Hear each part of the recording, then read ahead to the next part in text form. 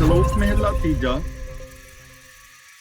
पढ़ना गुड़ना संसार की कार है, अंदर तृष्णा विकार, हौमे विच सब पढ़ थके, दूजे पाए खुआर।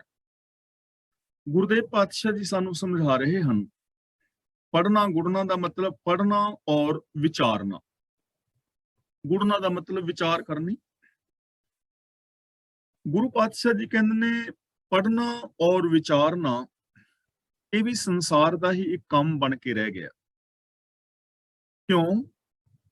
अंदर तृष्णा विकार होर विहारां वांग ये भी एक विहार बन के रह गया, क्योंकि पढ़न और गुड़न विचारन वाले दे अंदर जेकर तृष्णा और विकार ने, इत्थे पढ़न दा खंडन नहीं किया जा रहा। एक खास ख्याल रखनी है।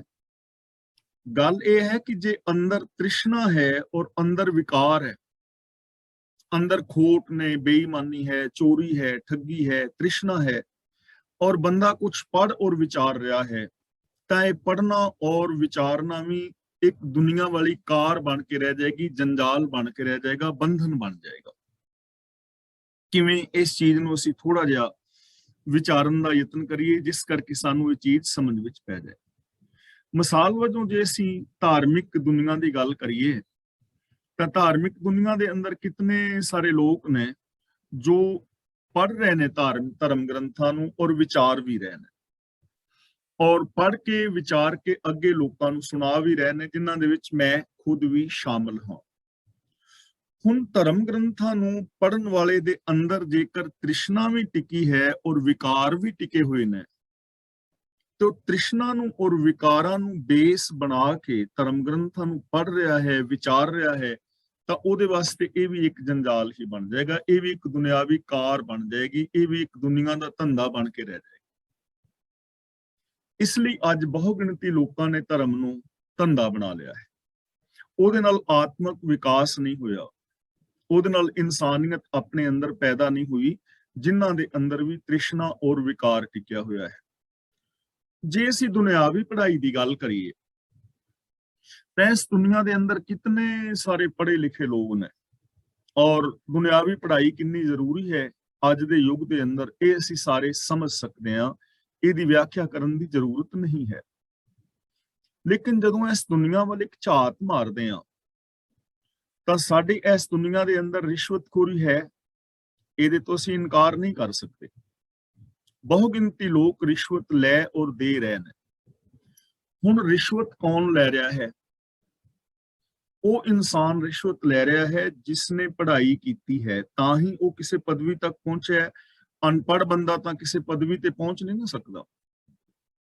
तो ਇਹਦਾ मतलब ਉਹਦੇ अंदर विकार है रिश्वत का, ਉਹਦੇ अंदर विकार है तृष्णा का, तो फिर एक धंधा बन के रह गया ना। फिर उस विद्या ने विकास नहीं किया, सगों उस विद्यावान ने उस विद्या नूं गलत यूज किया है।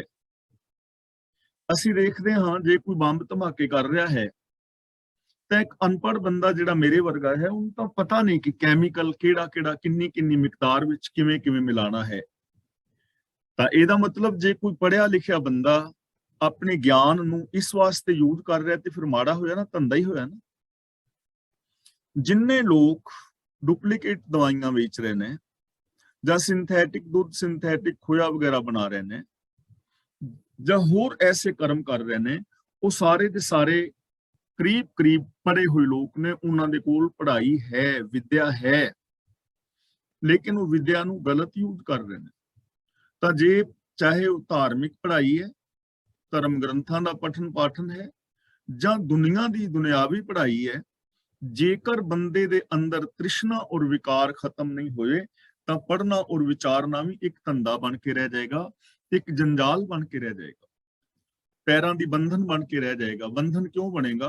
क्योंकि वो आत्मक विकास विच रोड़ा बनेगा। ऐसे लोग चाहे धार्मिक ने या आम दुनिया विच विचर रहे ने, जिन्हां दे अंदर तृष्णा और विकार है, और अपनी विद्या नूं विकारां वास्ते, तृष्णा वास्ते वरत रहे ने, तो वो संसार वास्ते खतरनाक ही ने, संसार दे अंदर दुखांत पैदा कर रहे ने, और उन्हां दी उस विद्या ने उन्हां दे अंदर इंसानियत पैदा नहीं की है।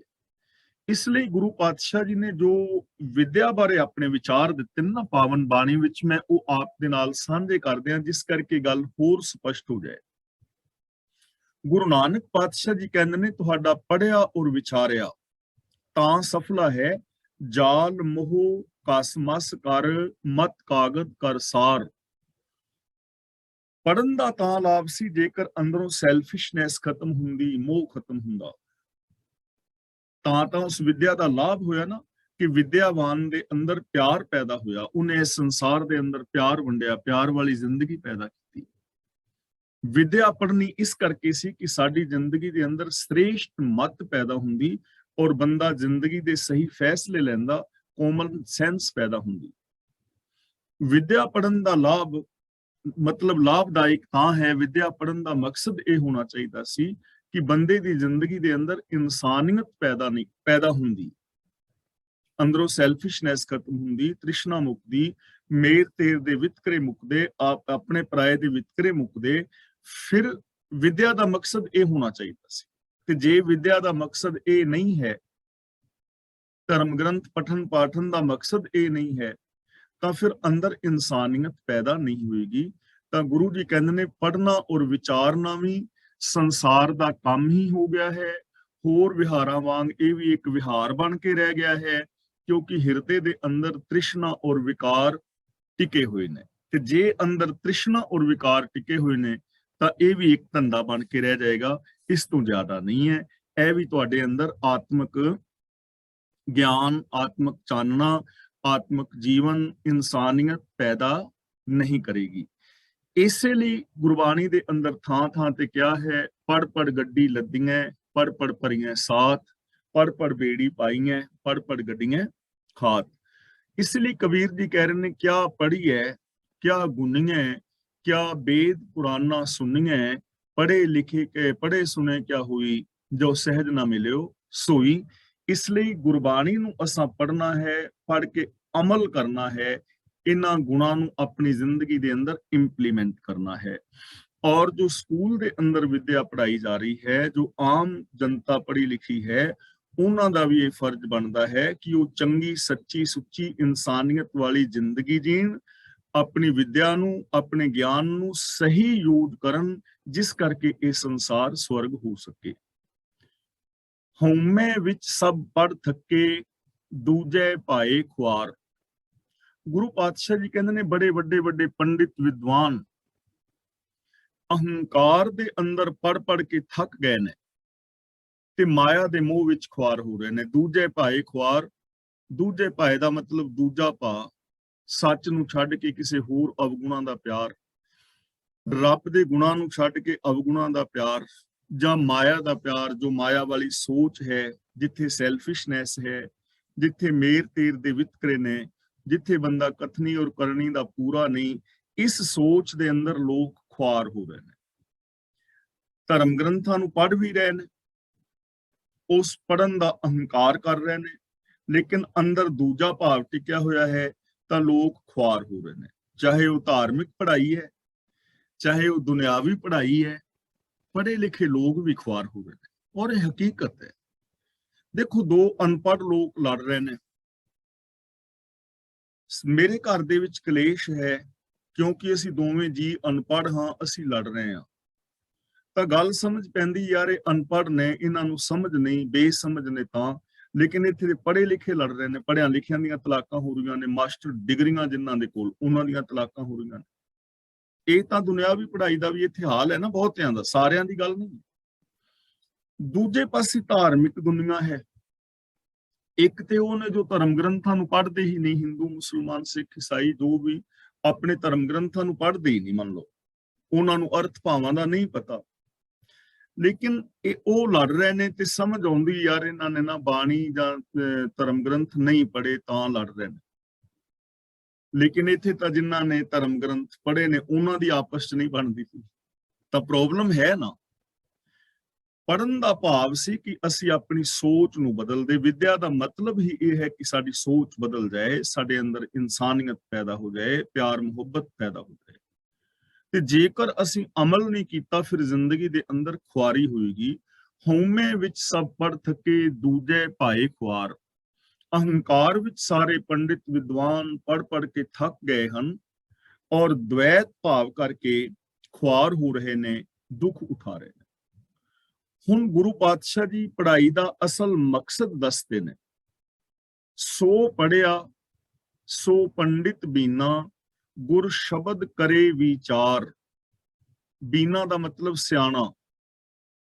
ਤਾਂ ਗੁਰੂ ਜੀ ਕਹਿੰਦੇ ਨੇ ਉਹ ਮਨੁੱਖ ਪੜ੍ਹਿਆ ਹੋਇਆ ਔਰ ਸਿਆਣਾ ਪੰਡਿਤ ਸਮਝਿਆ ਜਾ ਸਕਦਾ ਹੈ ਜੋ ਸਤਿਗੁਰ ਦੇ ਸ਼ਬਦ ਵਿੱਚ ਵਿਚਾਰ ਕਰਦਾ ਹੈ, ਚੰਗੇ ਔਰ ਮਾੜੇ ਦੀ, ਕਿ ਚੰਗਾ ਕੀ ਹੈ, ਮਾੜਾ ਕੀ ਹੈ, ਠੀਕ ਕੀ ਹੈ, ਗਲਤ ਕੀ ਹੈ, ਧਰਮ ਕੀ ਹੈ, ਅਧਰਮ ਕੀ ਹੈ, ਇਨਸਾਨੀਅਤ ਕੀ ਹੈ, ਗੈਰ ਇਨਸਾਨੀਅਤ ਕੀ ਹੈ, ਹਾਨੀ ਕੀ ਹੈ, ਲਾਭ ਕੀ ਹੈ, ਜੋ ਗੁਰੂ ਸ਼ਬਦ ਰਾਹੀਂ ਯੂਨੀਵਰਸਲ ਟਰੁੱਥ ਨੂੰ ਬੇਸ ਬਣਾ ਕੇ ਇਹ ਵਿਚਾਰ ਕਰਦਾ ਹੈ ਔਰ ਸੱਚ ਨੂੰ ਅਪਣਾ ਲੈਂਦਾ ਹੈ, ਇੰਪਲੀਮੈਂਟ ਕਰ ਲੈਂਦਾ ਹੈ, ਉਹਨੂੰ ਅਸੀਂ ਪੜ੍ਹਿਆ ਹੋਇਆ ਵਿਦਵਾਨ ਸਮਝ ਸਕਦੇ ਹਾਂ। ਚਾਹੇ ਉਹ ਕੋਈ ਦੁਨਿਆਵੀ ਪੜ੍ਹਾਈ ਦੀ ਮਾਸਟਰ ਡਿਗਰੀ ਲੈ ਕੇ ਫਿਰ ਰਿਹਾ ਹੈ, ਜਾਂ ਕੋਈ ਬੰਦਾ ਧਾਰਮਿਕ ਤੌਰ ਤੇ ਆਪਣੇ ਆਪ ਨੂੰ ਵਿਦਵਾਨ ਸਮਝਦਾ ਹੈ, ਉਹਨੂੰ ਪੜ੍ਹਿਆ ਲਿਖਿਆ ਸਿਆਣਾ ਸਮਝਿਆ ਜਾ ਸਕਦਾ ਹੈ ਜੋ ਗੁਰੂ ਸ਼ਬਦ ਰਾਹੀਂ ਵਿਚਾਰ ਕਰਦਾ ਹੈ, ਯਾਨੀ ਗਿਆਨ ਦੀ ਸਹੀ ਵਰਤੋਂ ਕਰਦਾ ਹੈ ਔਰ ਸੱਚ ਨੂੰ ਬੇਸ ਬਣਾ ਕੇ ਵਿਚਾਰ ਕਰਦਾ ਹੈ ਔਰ ਆਪਣੇ ਅੰਦਰ ਇਹਨਾਂ ਚੀਜ਼ਾਂ ਨੂੰ ਇੰਪਲੀਮੈਂਟ ਕਰਦਾ ਹੈ। ਔਰ ਜੋ ਪੜ੍ਹ ਕੇ ਕਰਦਾ ਕੀ ਹੈ, ਅੰਦਰ ਖੋਜੈ ਤਤ ਲਹੈ ਪਾਏ ਮੋਖ ਦੁਆਰ।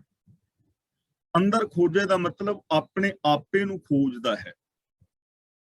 ਤਤ ਲਹੈ ਦਾ ਮਤਲਬ ਅਸਲੀਅਤ ਨੂੰ ਲੱਭ ਲੈਂਦਾ ਕਿ ਅਸਲੀਅਤ ਕੀ ਹੈ, ਔਰ ਉਸ ਸੱਚ ਨੂੰ ਅਪਣਾ ਕੇ ਪਾਏ ਮੋਖ ਦੁਆਰ, ਮੁਕਤੀ ਦਾ ਦਰਵਾਜ਼ਾ ਪਾ ਲੈਂਦਾ। ਜੋ ਆਪਣੇ ਆਪ ਨੂੰ ਅੰਦਰੋਂ ਖੋਜਦਾ ਹੈ, ਜੋ ਤੱਤ ਦੀ ਵਿਚਾਰ ਕਰਦਾ ਹੈ, ਜੋ ਅਸਲੀਅਤ ਨੂੰ ਸਮਝਦਾ ਹੈ, ਔਰ ਉਹ ਬੰਦਾ ਤ੍ਰਿਸ਼ਨਾ ਤੋਂ ਬਚਣ ਦਾ, ਵਿਕਾਰਾਂ ਤੋਂ ਬਚਣ ਦਾ ਰਾਹ ਲੱਭ ਲੈਂਦਾ ਹੈ, ਉਹਨੂੰ ਅਸੀਂ ਪੜ੍ਹਿਆ ਹੋਇਆ ਕਹਿ ਸਕਦੇ ਹਾਂ। ਉਹਦੀ ਪੜ੍ਹਾਈ ਸਫਲੀ ਹੈ।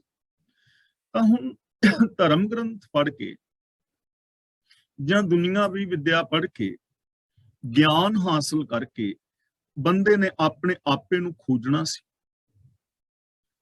ਕਿ ਮੈਂ ਕਿੱਥੇ ਖੜਾ ਹਾਂ, ਮੇਰੀ ਮੰਜ਼ਿਲ ਕੀ ਹੈ ਔਰ ਮੈਂ ਆਪਣੀ ਮੰਜ਼ਿਲ ਤੇ ਕਿਵੇਂ ਪਹੁੰਚਣਾ ਹੈ, ਮੇਰੇ ਅੰਦਰ ਕੀ ਕੀ ਸੰਭਾਵਨਾਵਾਂ ਨੇ, ਮੈਂ ਕਿੱਥੇ ਭੁੱਲਾਂ ਕਰ ਰਿਹਾ ਹਾਂ, ਕਿਹੜੇ ਮੇਰੇ ਵਿੱਚ ਅਵਗੁਣ ਨੇ, ਕਿਹੜੇ ਮੇਰੇ ਵਿੱਚ ਗੁਣ ਨੇ, ਕਿਹੜੀਆਂ ਉਹ ਚੀਜ਼ਾਂ ਨੇ ਜਿਨ੍ਹਾਂ ਕਰਕੇ ਮੈਂ ਜ਼ਿੰਦਗੀ ਵਿੱਚ ਫੇਲ ਹੋ ਰਿਹਾ ਹਾਂ, ਕਿਹੜੇ ਉਹ ਕਰਮ ਨੇ ਜੋ ਮੈਨੂੰ ਇਨਸਾਨੀਅਤ ਤੋਂ ਦੂਰ ਲੈ ਜਾ ਰਹੇ ਨੇ, ਕਿਹੜੇ ਉਹ ਕਰਮ ਨੇ ਜਿਨ੍ਹਾਂ ਦੇ ਧਾਰਨ ਕਰਨ ਨਾਲ ਮੇਰੀ ਜ਼ਿੰਦਗੀ ਵਿੱਚ ਇਨਸਾਨੀਅਤ ਪੈਦਾ ਹੋਏਗੀ, ਕਿਹੜੇ ਉਹ ਬੰਧਨ ਨੇ ਜਿਨ੍ਹਾਂ ਨੂੰ ਮੈਂ ਤੋੜ ਕੇ ਤੇ ਖੁਦ ਮੁਖਤਿਆਰੀ ਵਾਲੀ, ਮੁਕਤੀ ਵਾਲੀ ਜ਼ਿੰਦਗੀ ਹਾਸਲ ਕਰ ਸਕਦਾ ਹਾਂ, ਮੇਰੇ ਅੰਦਰ ਕਿਹੜੀਆਂ-ਕਿਹੜੀਆਂ ਸੰਭਾਵਨਾਵਾਂ ਨੇ। ਸੈਲਫ ਐਨਾਲਿਸਿਸ ਕਰਨੀ ਸੀ, ਆਪਣੇ ਆਪ ਨੂੰ ਖੋਜਣਾ ਸੀ ਔਰ ਵਿਕਾਰਾਂ ਤੋਂ ਖਲਾਸੀ ਹਾਸਲ ਕਰ ਲੈਣੀ ਸੀ। ਉਹਨੂੰ ਪੜ੍ਹਿਆ ਲਿਖਿਆ ਕਿਹਾ ਜਾ ਸਕਦਾ ਹੈ।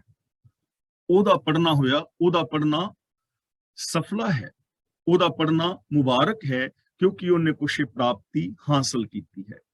ਇਸ ਲਈ ਅਸੀਂ ਵੀ ਗੁਰੂ ਸਾਹਿਬ ਜੀ ਦੀ ਪਾਵਨ ਬਾਣੀ ਪੜ੍ਹ ਰਹੇ ਹਾਂ ਤਾਂ ਅਸੀਂ ਵੀ ਗੁਰਬਾਣੀ ਰਾਹੀਂ ਆਪਣੀ ਖੋਜ ਕਰਨੀ। ਆਪਣੀ ਖੋਜ ਦਾ ਮਤਲਬ ਆਪਣੇ ਆਪ ਨੂੰ ਪਰਖਣਾ ਹੈ ਕਿ ਗੁਰੂ ਸਾਹਿਬ ਜੀ ਦੀ ਜੋ ਪਾਵਨ ਸੋਚ ਹੈ, ਇਸ ਸੋਚ ਤੇ ਅਸੀਂ ਪੂਰੇ ਉਤਰਦੇ ਹਾਂ। ਸਾਡੇ ਬੋਲ, ਸਾਡਾ ਬਿਹੇਵੀਅਰ, ਸਾਡੀ ਸੋਚ, ਸਾਡਾ ਸੁਣਨਾ, ਸਾਡਾ ਵੇਖਣਾ, ਸਾਡੇ ਕਰਮ ਕੀ ਗੁਰਬਾਣੀ ਅਨੁਸਾਰ ਹੈ ਨੇ? ਜੇ ਹੈ ਨੇ ਤਾਂ ਪਾਵਨ ਬਾਣੀ ਪੜ੍ਹੀ ਹੋਈ ਮੁਬਾਰਕ ਹੋ ਗਈ, ਸਾਨੂੰ ਲਾਭ ਹੋਇਆ। ਤੇ ਜੇ ਅਸੀਂ ਗੁਰਬਾਣੀ ਅਨੁਸਾਰ ਪੂਰੇ ਨਹੀਂ ਉਤਰ ਰਹੇ ਤਾਂ ਫਿਰ ਸਾਨੂੰ ਆਪਣੀਆਂ ਗਲਤੀਆਂ ਸੁਧਾਰਨ ਦੀ ਜ਼ਰੂਰਤ ਹੈ ਔਰ ਆਪਣੇ ਆਪ ਨੂੰ ਵਿਕਾਰਾਂ ਤੋਂ ਬਾਹਰ ਲੈ ਜਾਣ ਦੀ ਜ਼ਰੂਰਤ ਹੈ, ਮੁਕਤੀ ਹਾਸਲ ਕਰਨ ਦੀ ਲੋੜ ਹੈ। ਗੁਣ ਨਿਧਾਨ ਹਰ ਪਾਇਆ, ਸਹਿਜੇ ਸਹਿਜ ਕਰੇ ਵਿਚਾਰ। ਸਹਿਜ, ਗੁਣ ਨਿਧਾਨ ਹਰ ਪਾਇਆ, ਸਹਿਜ ਕਰੇ ਵਿਚਾਰ। ਸਹਿਜ ਦਾ ਮਤਲਬ ਆਤਮਿਕ ਅਡੋਲਤਾ ਵਿੱਚ। ਤਾਂ ਪੜ੍ਹਿਆ ਹੋਇਆ ਉਹਦਾ ਸਫਲਾ ਹੈ ਜੋ ਗੁਣਾਂ ਦੇ ਖਜ਼ਾਨੇ ਹਰੀ ਨੂੰ ਪ੍ਰਾਪਤ ਕਰਦਾ ਹੈ। ਗੁਣ ਨਿਧਾਨ, ਗੁਣਾਂ ਦਾ ਖਜ਼ਾਨਾ ਰੱਬ, ਉਹਨੂੰ ਪਾ ਲੈਂਦਾ ਹੈ। ਤੇ ਦੇਖੋ, ਇੱਕ ਬੇਨਤੀ ਮੈਂ ਰੋਜ਼ ਕਰ ਰਿਹਾ ਕਿ ਗੁਣਾਂ ਦਾ ਖਜ਼ਾਨਾ ਰੱਬ ਹਰ ਇਨਸਾਨ ਦੇ ਅੰਦਰ ਹੈ, ਮੇਰੇ ਤੁਹਾਡੇ ਸਾਰਿਆਂ ਦੇ ਵਿੱਚ ਹੈ। ਘਟ ਘਟ ਮੈਂ ਹਰ ਜੂ ਵਸੈ, ਉਹਨੂੰ ਅੰਦਰੋਂ ਪਾਣਾ ਹੈ, ਪ੍ਰਾਪਤ ਕਰਨਾ ਹੈ, ਪ੍ਰਗਟ ਕਰਨਾ ਹੈ, ਉਹਨਾਂ ਗੁਣਾਂ ਨੂੰ ਯੂਜ਼ ਕਰਨਾ ਹੈ। ਤਾਂ ਜੋ ਗੁਣਾਂ ਦੇ ਖਜ਼ਾਨੇ ਹਰੀ ਨੂੰ ਪ੍ਰਾਪਤ ਕਰਦਾ ਹੈ, ਸਹਿਜ ਕਰੇ ਵਿਚਾਰ ਔਰ ਆਤਮਕ ਅਡੋਲਤਾ ਦੇ ਅੰਦਰ ਟਿਕ ਕੇ ਗੁਣਾਂ ਦੀ ਵਿਚਾਰ ਕਰਦਾ ਹੈ, ਭਾਵ ਕਿ ਗੁਣਾਂ ਦੇ ਨਾਲ ਆਪਣੀ ਲਿਵ ਲਗਨ ਲਗਾਈ ਰੱਖਦਾ ਹੈ, ਆਤਮਕ ਅਡੋਲਤਾ ਵਿੱਚ ਟਿਕ ਕੇ। ਤੇ ਸਹਿਜ ਦਾ ਮਤਲਬ ਹੈ ਮਨ, ਬਚਨ ਔਰ ਕਰਮ ਦੀ ਇਕਸਾਰਤਾ, ਯਾਨੀ ਬੋਲਾਂ ਵਿੱਚ ਸੱਚ, ਮਾਨਸਿਕਤਾ ਵਿੱਚ ਸੱਚ ਔਰ ਬਿਹੇਵੀਅਰ ਵਿੱਚ ਸੱਚ। ਇਹਨਾਂ ਸ਼ੁਭ ਗੁਣਾਂ ਨੂੰ ਮਨ, ਬਚਨ ਔਰ ਕਰਮ ਕਰਕੇ ਅਪਣਾ ਲੈਂਦਾ ਹੈ, ਉਹਦਾ ਪੜ੍ਹਨਾ ਸਫਲਾ ਹੈ, ਉਹਨੂੰ ਪੜ੍ਹਿਆ ਕਿਹਾ ਜਾ ਸਕਦਾ ਹੈ, ਉਹਦਾ ਪੜ੍ਹਨਾ ਸਾਰਥਕ ਹੈ। ਧੰਨ ਵਪਾਰੀ ਨਾਨਕਾ ਜਿਸ ਗੁਰਮੁਖ ਨਾਮ ਆਧਾਰ। ਗੁਰਮੁਖ ਦਾ ਮਤਲਬ ਜੋ ਗੁਰੂ ਦੇ ਸਨਮੁਖ ਹੈ, ਜੋ ਗੁਰਮਤ ਆਸ਼ੇ ਅਨੁਸਾਰ ਜ਼ਿੰਦਗੀ ਜੀਂਦਾ ਹੈ। ਤਾਂ ਗੁਰੂ ਪਾਤਸ਼ਾਹ ਜੀ ਕਹਿੰਦੇ ਨੇ, ਹੇ ਨਾਨਕ, ਇਸ ਤਰ੍ਹਾਂ ਸਤਿਗੁਰੂ ਦੇ ਸਨਮੁਖ ਹੋਏ ਜਿਸ ਮਨੁੱਖ ਨੂੰ ਪ੍ਰਭੂ ਦੇ ਹੁਕਮ ਦਾ, ਗੁਣਾਂ ਦਾ ਆਸਰਾ ਮਿਲ ਜਾਂਦਾ ਹੈ, ਉਹ ਮੁਬਾਰਕ ਵਪਾਰੀ ਹੈ, ਉਹ ਧਨ ਹੈ ਵਪਾਰੀ, ਉਹ ਵਣਜਾਰਾ ਧਨ ਹੈ। ਉਹਦਾ ਜੀਵਨ ਧਨਤਾ ਦੇ ਯੋਗ ਹੈ, ਜਿਸ ਨੂੰ ਨਾਮ ਆਧਾਰ ਮਿਲ ਗਿਆ। ਸਾਚ ਨਾਮ ਆਧਾਰ ਮੇਰਾ। ਹੁਣ ਨਾਮ ਨੂੰ ਮੀਨਸ ਰੱਬੀ ਹੁਕਮ ਨੂੰ, ਰੱਬੀ ਗੁਣਾਂ ਨੂੰ ਆਧਾਰ ਬਣਾਉਣਾ ਹੈ। ਆਧਾਰ ਦਾ ਮਤਲਬ ਬੇਸ ਬਣਾਉਣਾ ਹੈ। ਸਾਡੇ ਜੀਵਨ ਦੀ ਉਸਾਰੀ ਰੱਬੀ ਹੁਕਮ ਦੇ ਉੱਤੇ ਹੋਣੀ ਚਾਹੀਦੀ ਹੈ। ਸਾਡੇ ਜੀਵਨ ਦੀ ਉਸਾਰੀ ਰੱਬੀ ਗੁਣਾਂ ਦੇ ਉੱਤੇ ਉਸਾਰੀ ਹੋਣੀ ਚਾਹੀਦੀ ਹੈ। ਸਾਡੇ ਜੀਵਨ ਦਾ ਬੇਸ, ਸਾਡੀ ਸੋਚ ਦਾ, ਬੋਲਾਂ ਦਾ, ਬਿਹੇਵੀਅਰ ਦਾ ਬੇਸ ਰੱਬੀ ਗੁਣ ਚਾਹੀਦੇ ਨੇ। ਤਾਂ ਉਹ ਵਪਾਰੀ ਧਨਤਾ ਯੋਗ ਹੈ।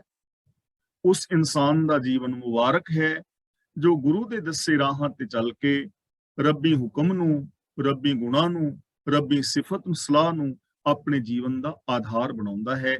ਇਹ ਹੈ ਪੜ੍ਹਨ ਦਾ ਮਕਸਦ। ਧਰਮ ਗ੍ਰੰਥਾਂ ਨੂੰ ਪੜ੍ਹਨ ਦਾ ਮਕਸਦ ਇਹ ਹੈ।